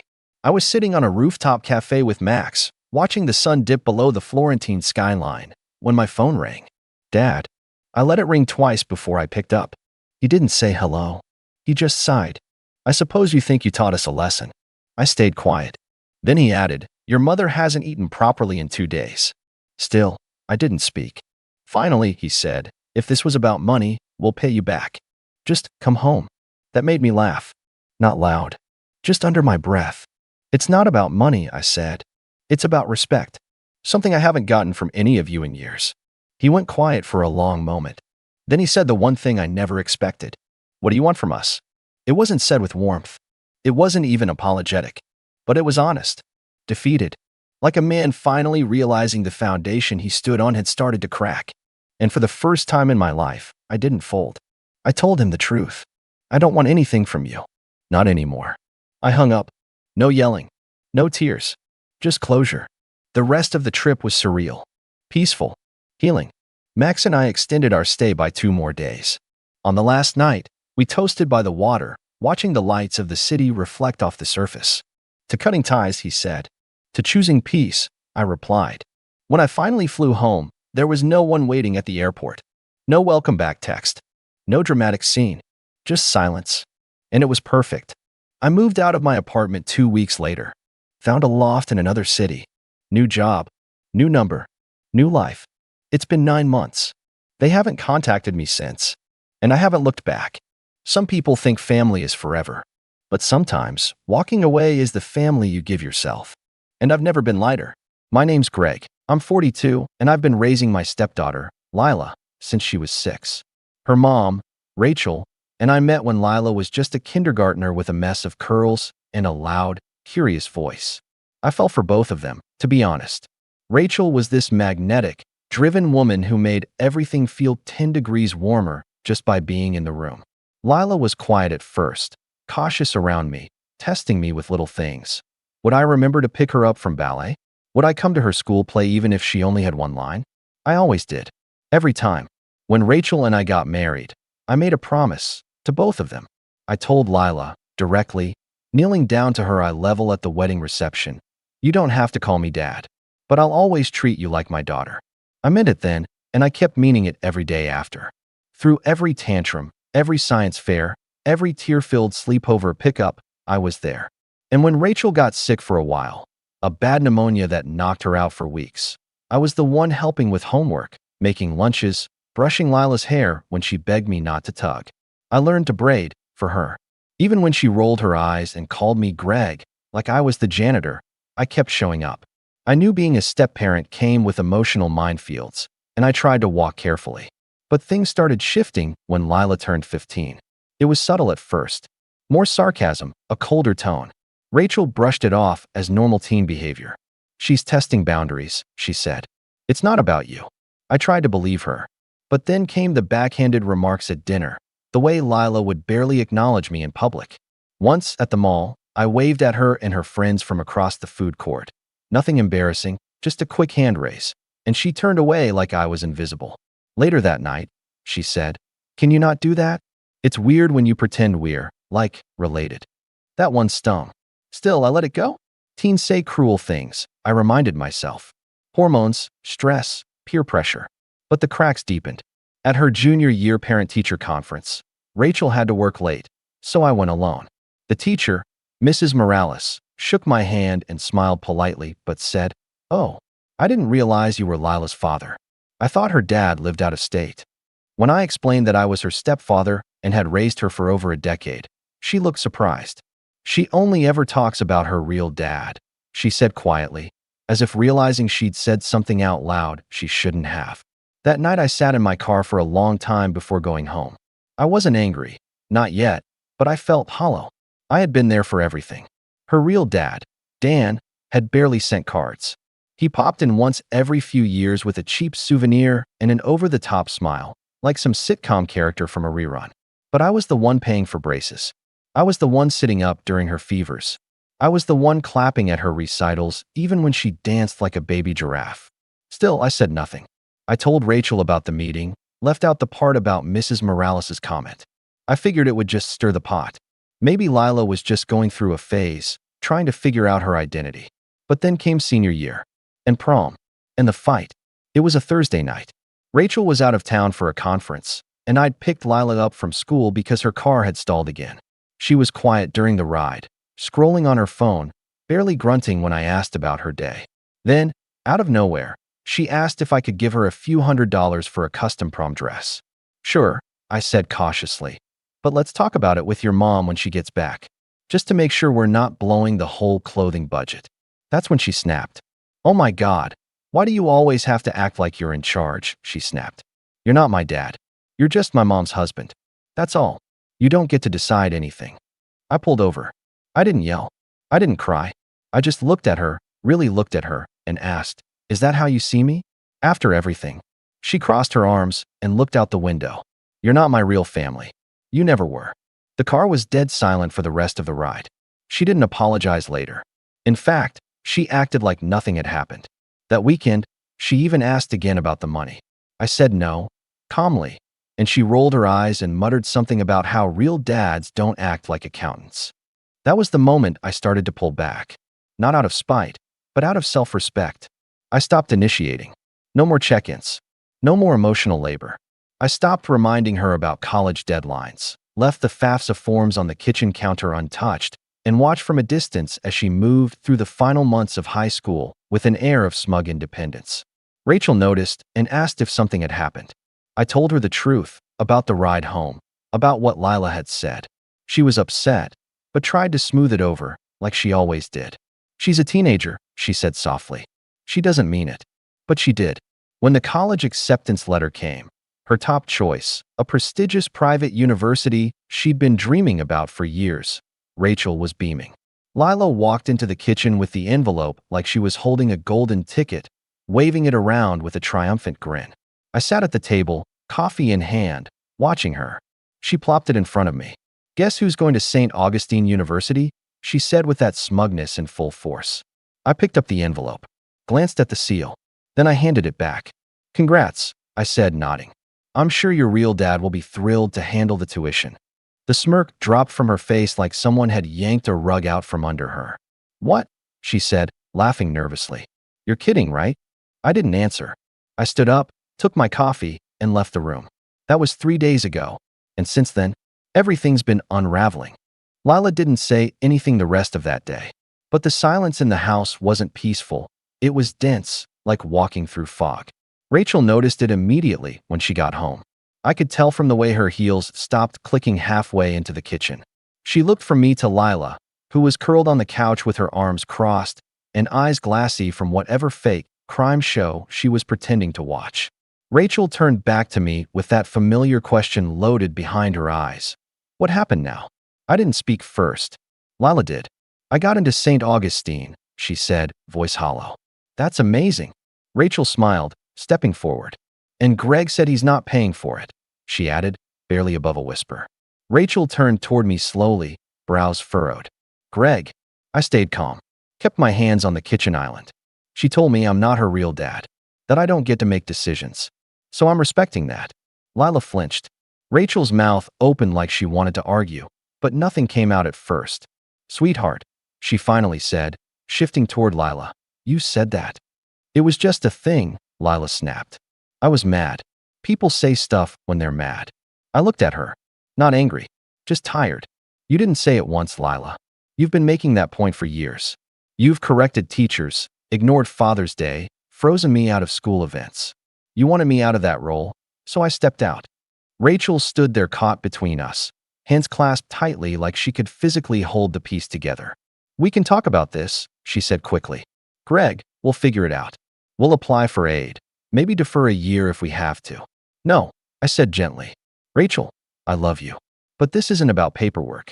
It's about 15 years of trying to be a father to someone who decided I was disposable the moment she could draw a line between biology and parenthood." Lila stood up fast. "So that's it. You're just going to let me fall? Because I hurt your feelings?" I didn't rise to the bait. "You didn't hurt my feelings, Lila. You burned the bridge and assumed I'd still drive across it." She scoffed. "Well, Dan says he'll help." Dan, her biological dad.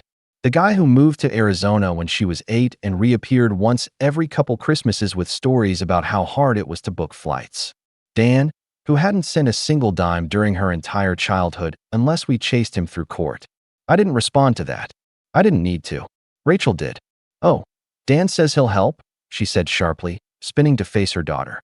"That man couldn't pay for your birthday cake, Lila, let alone $60,000 a year. You think he's suddenly going to cover tuition just because you started calling him dad again on Instagram?" Lila blinked, thrown off. "He said he'd figure it out." Rachel laughed bitterly. "He also said he'd be there for your 10th birthday. Remember that? You sat on the steps for 4 hours in a dress you hated waiting for a man who didn't call. But sure, he'll figure it out." I'd never heard Rachel snap at Lila like that before, and I think Lila hadn't either. There was no screaming after that. Just silence again, this time sharper. Lila stormed off to her room, and Rachel sat at the kitchen table with her head in her hands. "Greg," she said quietly, You've done everything for her. I see it. I always have. But she's too blind to realize it until the floor's gone. I'm not trying to punish her, I said. I know, Rachel replied. But maybe this is what it takes for her to finally learn what a parent is. That night, Rachel knocked on Lila's door. They talked for hours. I didn't listen in. I just sat on the porch, watching the neighbor's dog chase shadows under the streetlight. I didn't feel vindicated, just numb. The next day, I got a text from Dan. It was the first time he'd contacted me directly in years. Heard you're trying to dump college on me. Not cool, man. She's your responsibility too. I stared at the message for a solid minute, then typed back. No. She made it clear I never was. He didn't respond, but the fallout was just beginning. By Sunday morning, Lila had called the admissions office to ask about deferring. They told her tuition deposits were due in 2 weeks. She cried in her room for most of the day. When Rachel offered to help co-sign a loan, Lila asked if I'd change my mind. I didn't say yes, but I didn't say no either. I said, I want to see if you can take accountability first. She didn't answer, just turned away. That night, I overheard her on the phone with a friend. He just flipped, out of nowhere, she said. Like he's some wounded hero. Whatever. It's not like he was ever my real dad. That was the line. That was the last brick she pulled from the wall. The next morning, I called my accountant. I'd set aside a generous fund for college years ago, under my name, with Lila as the beneficiary. I told him to remove her. He paused on the phone. Are you sure? I didn't hesitate. Yes. And as I walked back into the house, I saw Lila at the table, checking the university portal. Her smile returned for a moment, then faded just as fast. Because the screen read, pending financial documentation, not confirmed. She turned toward me slowly, confusion on her face. Did you? I didn't answer. I just sipped my coffee and said, ask your real dad. Lila didn't speak. She just stared at me, like I was suddenly a stranger in her own house. The kind of look people give when the scaffolding of their world starts to crack, and they're too proud to admit the walls are tilting. I held her gaze for a moment longer than she was comfortable with, then walked past her toward the mudroom, grabbing my keys. I didn't need to go anywhere. I just needed space. Behind me, I heard her voice, quiet at first. So that's it. You're really just done. I turned halfway, one hand on the doorknob. I'm done pretending I matter to you, Lila. That's not the same thing. I left the house before she could respond. For the next few days, we barely crossed paths. I worked from the home office upstairs. Rachel kept her distance, and Lila holed herself up in her room, emerging only to grab food or take long, silent showers. The air was thick with the kind of tension that doesn't spark fights. It just wears you down, like humidity on your skin. I'd catch glimpses of her walking through the hall, eyes puffy but shoulders high, like she was still clinging to some moral high ground that was rapidly crumbling beneath her.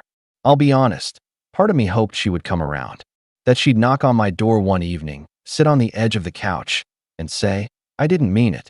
I was angry. I took you for granted. Not for the apology itself, but for the clarity.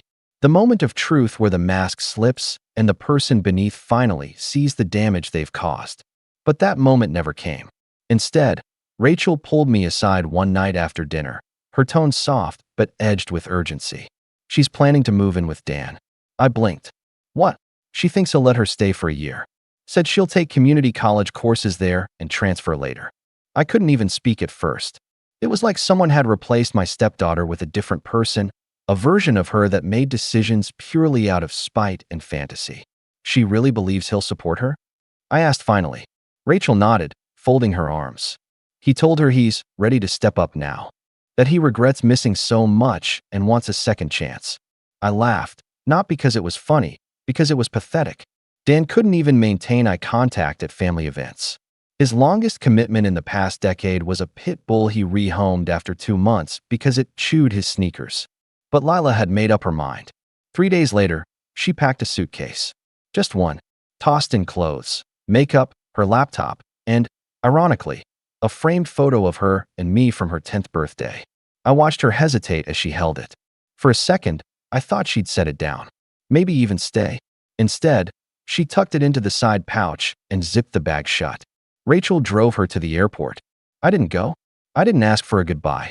And she didn't offer one. The house felt quieter after that, but not in the peaceful way I hoped. It was more like something had been surgically removed, and we were just waiting for the scar tissue to form. Rachel didn't blame me. If anything, she blamed herself for always trying to keep the peace instead of holding Lila accountable sooner. "She needs to see who Dan really is," she said one night as we sat outside, sipping wine under the string lights she'd convinced me to install last summer. "She's going to," I replied. "That's the part one hate." And she did. 2 weeks passed before the first crack appeared. It started as a text to Rachel. "Mom, is there a way to transfer health insurance remotely? Dan's doesn't cover prescriptions, and I need refills." Then came a call, which Rachel took in the bedroom with the door closed. I didn't ask for details. I didn't need to. But the silence afterwards said enough. Rachel came out with a pale face and that clenched jaw she always had when trying not to spiral. He forgot to pick her up from class. Twice. A week later, another text. He pawned his PS5 to pay the electric bill. The fridge went out, and there's moldy food. I'm staying in the guest room, and it smells like wet dog. I read it over Rachel's shoulder and bit my tongue. Another week. Another message. I think he's drinking again. He promised he wasn't, but he passed out on the couch with a bottle in his hand. Said I was being dramatic when I confronted him.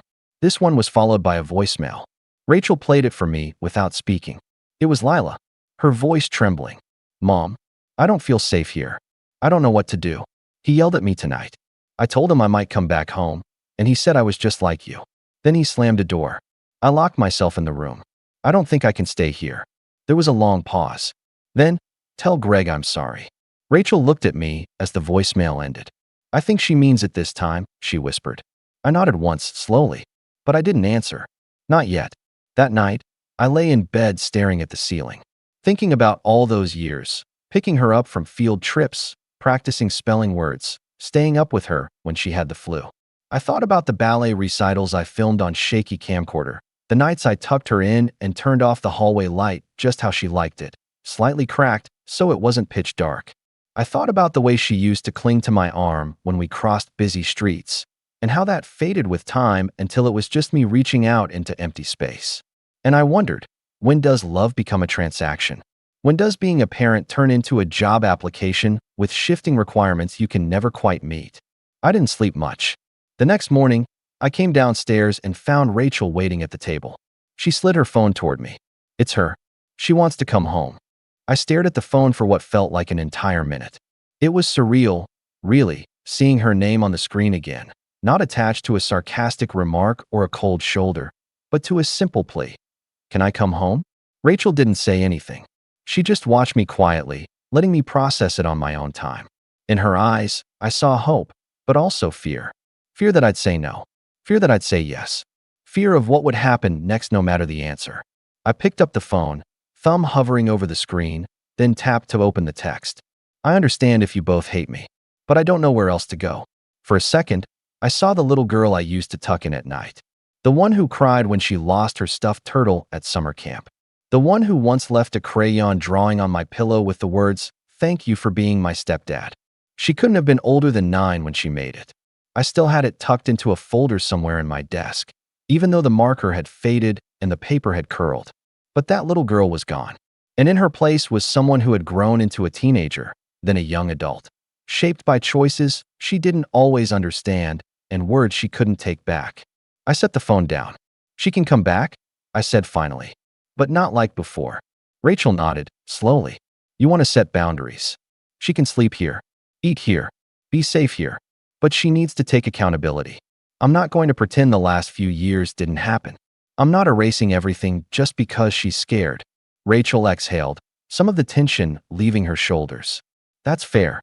We texted her back together, told her she could fly home, that she'd have a place to stay, that we were glad she reached out, but we expected a conversation when she got here. No dodging it. No pretending nothing happened. She agreed right away. I'll admit it, part of me thought she'd flake. That maybe Dan would sober up just long enough to convince her to stay, to sell her one last dream about family reunification and redemption. But 3 days later, Rachel and I stood in the airport arrivals terminal and watched as Lila came down the escalator with a single duffel bag slung over her shoulder. She looked smaller, not physically. If anything, she'd grown a little taller, a little leaner, but emotionally. Like the world had knocked the wind out of her and she hadn't quite learned how to breathe again yet. When she saw us, she froze for a second, unsure whether to wave or run or cry. Then Rachel walked up first and pulled her into a hug. Lila clung to her like she hadn't touched solid ground in weeks. And when they finally separated, she turned to me. She didn't say hi. She didn't force a smile. She just looked at me with tear-filled eyes and whispered, "I'm sorry." I didn't hug her right away. I nodded. "Let's get home. Then we talk." The car ride back was quiet. Not awkward, just solemn. Like all of us were preparing for something important. Lila sat in the back seat like a guest instead of someone returning home. She didn't scroll on her phone, didn't put in earbuds. She just watched the streets pass by like they were scenes from a city she didn't recognize anymore. When we got home, Rachel went to start dinner, leaving me and Lila on the porch. It was late afternoon, golden hour, and the backyard looked peaceful. Birds chirping, wind rustling through the trees. I sat down in one of the chairs. Lila stood by the railing, arms crossed, unsure of where to begin. "I don't expect forgiveness," she said after a long silence. "But I want to say it. I was awful to you. For years." I didn't interrupt. I thought, I don't know, that if I kept some distance, it would make things easier. Less confusing. Dan always made me feel guilty for getting close to you. Like I was betraying him. That stung more than I wanted to admit. Did he say that outright? Not exactly. But he'd joke about it. Call you the substitute. Say stuff like, "Don't let him think he's your real dad." I guess I started to believe it. And when I was old enough to throw it in your face, I did. She looked down at the porch floor. "And then when you pulled back, I told myself you were just proving me right. That you never really cared. But I know that's not true. I just didn't want to admit I pushed you away." She paused, then looked at me. "You were there for everything. And I never said thank you. I acted like it was your job to love me no matter what. But you didn't have to do any of it. You chose to." I let that sit for a moment. Then I said, "I wasn't perfect. I know I probably overstepped sometimes. Tried too hard to be something you didn't ask for. But I never did any of it for credit, Lila. I did it because I wanted you to feel safe. To know you were wanted." "I know that now," she said quietly. We sat in silence for a while after that. No grand hugs. No background music swells like in a movie. Just the sun setting and the soft creak of the porch swing in the breeze. Eventually, I said, "So what's your plan?" She sighed. "I want to stay here. Start over. I can take community college classes and work part-time. I'm not asking for a handout. Just a place to rebuild." I nodded slowly. "We can do that. But you'll need to hold yourself accountable. That means working, budgeting, helping around the house. And when you're ready, we'll talk about St. Augustine again. But only if you've shown you're serious." She nodded. "I am." That night at dinner, things still felt tentative. She asked for the potatoes like she was borrowing something expensive. Rachel and I kept the conversation light. Music, movies, what had changed around the neighborhood. But there was a softness in the air that hadn't been there before. A shared understanding that we'd been to the edge of something, and somehow managed to step back. Over the next few weeks, Lila began to show she meant it. She found a part-time job at a bookstore, started community college that fall, paid for her own books, did laundry without being asked. And more importantly, she changed how she treated me. No more eye rolls. No more fake politeness. She even started calling me Greg again, not with sarcasm, but with familiarity. It wasn't dad, but it wasn't distant either. It felt earned. One evening, after a long shift, she came home with a small paper bag. "Hey," she said, setting it down in front of me. "I got you something." I opened it. Inside was a keychain. Wooden. Hand-carved. It had the words "Thank you for choosing me" engraved in the center. I didn't say anything. I just smiled. 2 years later, Lila reapplied to St. Augustine. This time, she wrote her own application essay. She didn't ask me to edit it. She wanted it to be hers. And when the acceptance came again, she didn't wave the letter around. She walked into the kitchen, placed it on the table, and said, "I'd like to try again, with your help this time, if you're still willing." I picked up the envelope, turned it over in my hands, then looked up at her. "I think we can figure it out," I said. She smiled. No smirk, just real gratitude. And as she walked out of the room, I noticed the keychain I'd added to my car keys. Still there, still worn, still worth everything. My name's Alex, I'm 33, and for most of my adult life, I thought loyalty and love were interchangeable. That if you showed up, paid your dues, helped when it counted, people would value you, not for what you gave, but because you gave it. Turns out, in some families, that's just not how the math works. I work in finance, specifically real estate acquisitions, which sounds more glamorous than it is. But after a few lucky investments and a promotion at 29, I found myself in a position most people in my family had only dreamed of: financial stability. Not flashy rich, but comfortable. I didn't grow up with that. My parents, Greg and Linda, were always scraping by. My dad worked construction. My mom did odd jobs, mostly cleaning houses and sometimes waitressing. Money was always tight, and we were constantly reminded of it. "We don't have Alex money," my dad used to joke after I started doing well. I'd laugh along, not realizing how sharp that edge actually was. Despite the weird jabs and passive-aggressive comments, I tried to show up for them. I bought them a new refrigerator when theirs finally gave out. Paid off my younger brother Brian's student loans, $28,000 in one go, when he got laid off during COVID and couldn't catch a break. Helped my parents upgrade their minivan after it started making that death rattle sound every time they backed out of the driveway. I didn't make a big deal out of it. No lectures. No strings. Just help. Because that's what you do for family, right? So when their 35th anniversary came around, I wanted to do something unforgettable. Something that would lift the weight off their shoulders. I paid off the mortgage on their house. Quietly. I didn't even tell them until I handed them the letter from the bank. I'd wrapped it in gold tissue paper, tucked it into a little box, and wrote, "No more monthly payments. Just enjoy." They were stunned. My mom cried. My dad kept shaking his head and mumbling, "You didn't have to do that." But in that moment, I felt something I hadn't felt in years, like I finally belonged. Like I wasn't just the ATM they tolerated. I thought maybe this was a turning point. Spoiler, it wasn't. 3 weeks later, I got a group text from my mom. It started off like any normal family message. "Hey, quick update on the house." Then it took a sharp turn. "We've decided to give your old room to Brian's fiancée, Madison. Unlike you, she actually contributes to this family. Hope you understand." I just stared at it. Then came the follow-up. "Don't make this awkward, Alex. Be grateful you were ever included." Be grateful I was ever included? I blinked. Once. Twice. My stomach turned. I wasn't angry yet, just stunned. Like when you touch a hot stove and your brain hasn't quite caught up with the pain. This wasn't about a room. It was about being erased. Replaced. I hadn't even met Madison properly yet. She'd only been around for a few months, and suddenly she was getting the room I grew up in after I literally removed the debt tied to the house. I typed a reply. Just one word. Noted. That was it. I didn't argue. Didn't beg. Didn't ask why. Because I knew why. Madison was sweet, photogenic, and endlessly agreeable. She gushed about family values and wore matching flannel pajamas with my mom at Christmas. She brought over Pinterest-worthy baked goods and offered to help around the house with just the right balance of humility and self-congratulation. She was, as my mom once said, a dream daughter-in-law. The kind of person my parents always wanted in their family portrait. I, apparently, was just the awkward edge they were ready to crop out. I sat with that message for an hour. Just stared at it, letting it sink in like slow poison. Then I picked up my phone and made 3 calls. That's when things started to shift. Call 1 was to my lawyer, Jenna. We'd worked together on a few property acquisitions, and she knew the structure of the house transfer inside and out. When I paid off the mortgage, I'd had the deed revised and put into a trust, technically owned by a limited liability company I controlled. My parents never asked about the fine print. They were just so happy the bank was off their backs. They didn't realize the deed no longer had their names at the top. They'd assumed it was a gift. In some ways, it was. Call 2 was to the HOA security liaison for their gated community.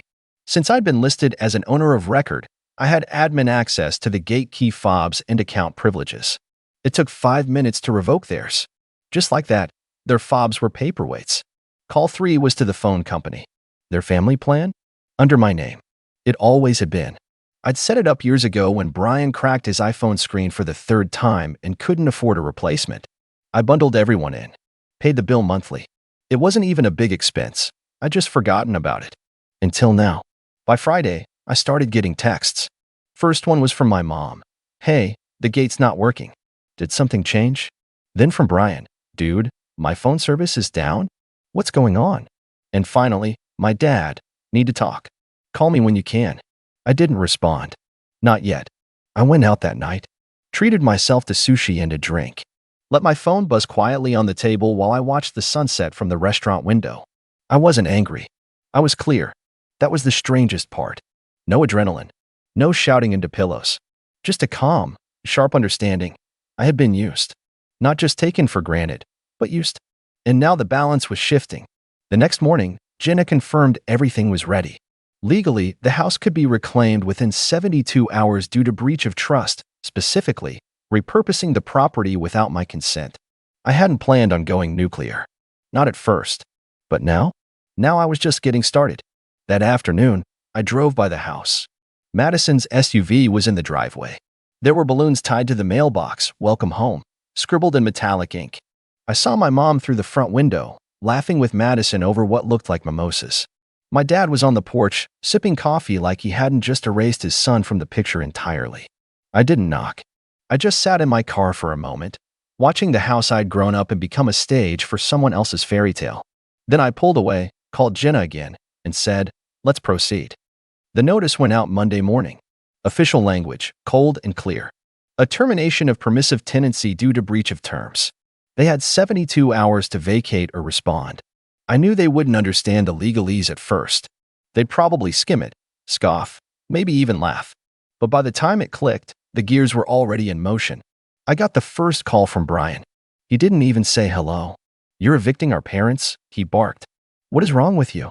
I kept my voice calm. Not evicting. Reclaiming. The property was transferred into a trust under an LLC I control. They repurposed it without authorization. That voids the agreement. What agreement? You paid off their house. You said it was a gift. No, I said. I never said it was a gift.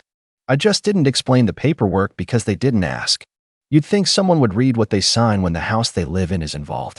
There was a pause. He wasn't dumb, just entitled. They didn't mean anything by that text, he added quickly, like that made this all disappear. It was just a misunderstanding. You're overreacting. Ah, there it was.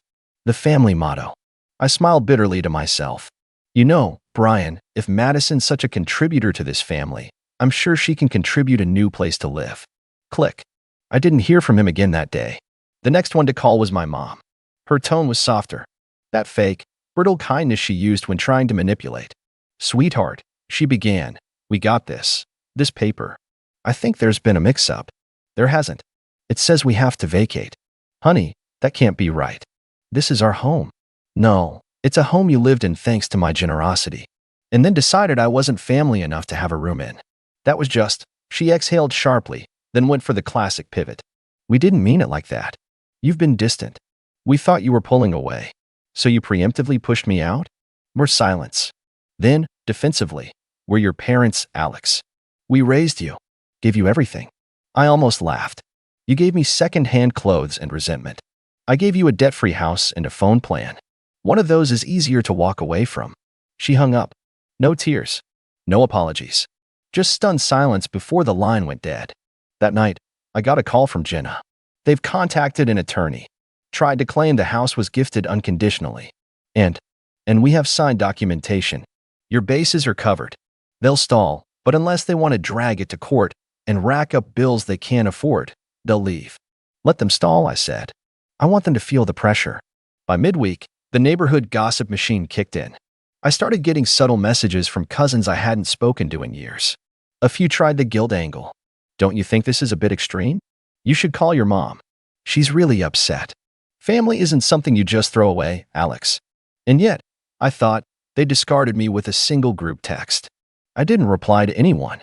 I just let the silence speak for me. By Friday, the official lockout notice was ready to be served. I scheduled it for Sunday morning quiet hours, minimal attention. But of course, nothing ever stays quiet in a gated community, especially when your family treats everything like a performance. That Saturday evening, I received a final message. A voice memo. From my dad. "Son, I don't know what happened between us, but this isn't how family acts. We were proud of you. Maybe we didn't always show it, but you're burning everything down." I listened twice. Proud? Proud was never the word they used. Disappointed, confused, resentful, sure. But proud? That was new. Still, it was too late. That night, I drove up to the gate. Their key fob still didn't work. I saw them trying to buzz in from the call box as I pulled up. My mom spotted my car and jogged toward me, waving her arms. I rolled the window down halfway. "Alex," she said breathlessly, "please. We can talk about this. Don't do this. Don't make me do this," I corrected. She blinked. "You're really going to make your own parents homeless? You made your son a stranger," I said. "Now I'm just making it official." The gate opened. I pulled through without another word. Behind me, the guard stepped out and asked if they had clearance. They didn't. And that was just step one. Sunday morning arrived, overcast and quiet-fitting, really. I parked a block away and walked. Not because I wanted to sneak up on them, but because I wanted the distance. Time to think. Time to let the weight of this settle. I wasn't just reclaiming property. I was reclaiming power. The kind I hadn't had since I was a teenager, standing awkwardly in that same driveway, holding a community college acceptance letter while my parents asked why I wasn't more like Brian. I approached just as the notice was being delivered. The process server, a quiet, professional guy named Luis, handed over the envelope with a clipped nod. My parents stood on the porch, robes still on, faces drawn tight. Madison peeked through the blinds from inside. Brian wasn't home. He worked Sundays now, a double shift at the dealership. Guess all that contributing came with a time card. My mom opened the envelope like it was a snake about to bite her. My dad read over her shoulder, mouth slowly falling open. "You're really doing this," he muttered. I didn't answer. I just stood on the sidewalk, hands in my coat pockets, watching the realization ripple across their faces. "After everything we did for you," my mom added, voice rising. "You think you're better than us now?" "No," I said evenly. "I know I'm not like you. That used to bother me. Now it doesn't." "Alex," she said, stepping down a stair, "we said some things we shouldn't have. But it's not like we meant them. We were just trying to build a future. For Brian. For Madison. You already have yours." That stung in a way I didn't expect. They weren't even trying to deny it. Just rationalizing. As if I was an investment that had matured, and now it was someone else's turn to be cashed in. My dad finally spoke again. "You've made your point. You can stop this now." "I haven't even started," I said. That's when Madison opened the front door and stepped out. Still in her pajamas, silk ones, pale blue, probably something she'd picked out for the first breakfast in our new home, aesthetic she was clearly going for. "Is this really necessary?" she asked. Her voice was gentle, like she was trying to appeal to reason. "We're family now." That word again. I stared at her. "I'm sorry. What was your contribution to this family again?" "Ah, right. Taking my room and smiling for group selfies." Her face flushed. My mom shot her a look, and Madison quietly retreated. Luis gave them the rundown, 72 hours to vacate, or we proceed with formal eviction. He handed them a printed checklist. Do not remove or damage fixtures. No alteration to the property. No retaliation. The usual legalese. My dad tried to interrupt, but Luis raised a hand and calmly kept speaking. This wasn't his first time serving entitled people who thought rules didn't apply to them. After he left, I lingered. My mom folded her arms. "You think you've won something, don't you?" "No," I said. "This isn't about winning. It's about clarity." She scoffed. "You're pathetic. You'll end up alone, bitter, unloved." I nodded slowly. "Maybe. But at least I won't have to buy people's affection to get invited to Thanksgiving." That hit harder than I expected. She turned her face slightly, blinking more than normal. My dad just muttered, "You're not the man I thought you'd grow up to be." "That's funny," I replied. "You are exactly the man I expected you to be." I walked away before either of them could reply. 3 hours later, I started getting calls. Not from them. Those had gone quiet. But from mutual acquaintances. Distant relatives. Old neighbors. I even got a Facebook message from a church acquaintance of theirs. Apparently, they were telling everyone I'd tricked them. That I'd legally swindled them out of their home in some cruel act of revenge. My mom had even posted a long, passive-aggressive Facebook update about losing everything because of pride and ego. I knew what they were doing.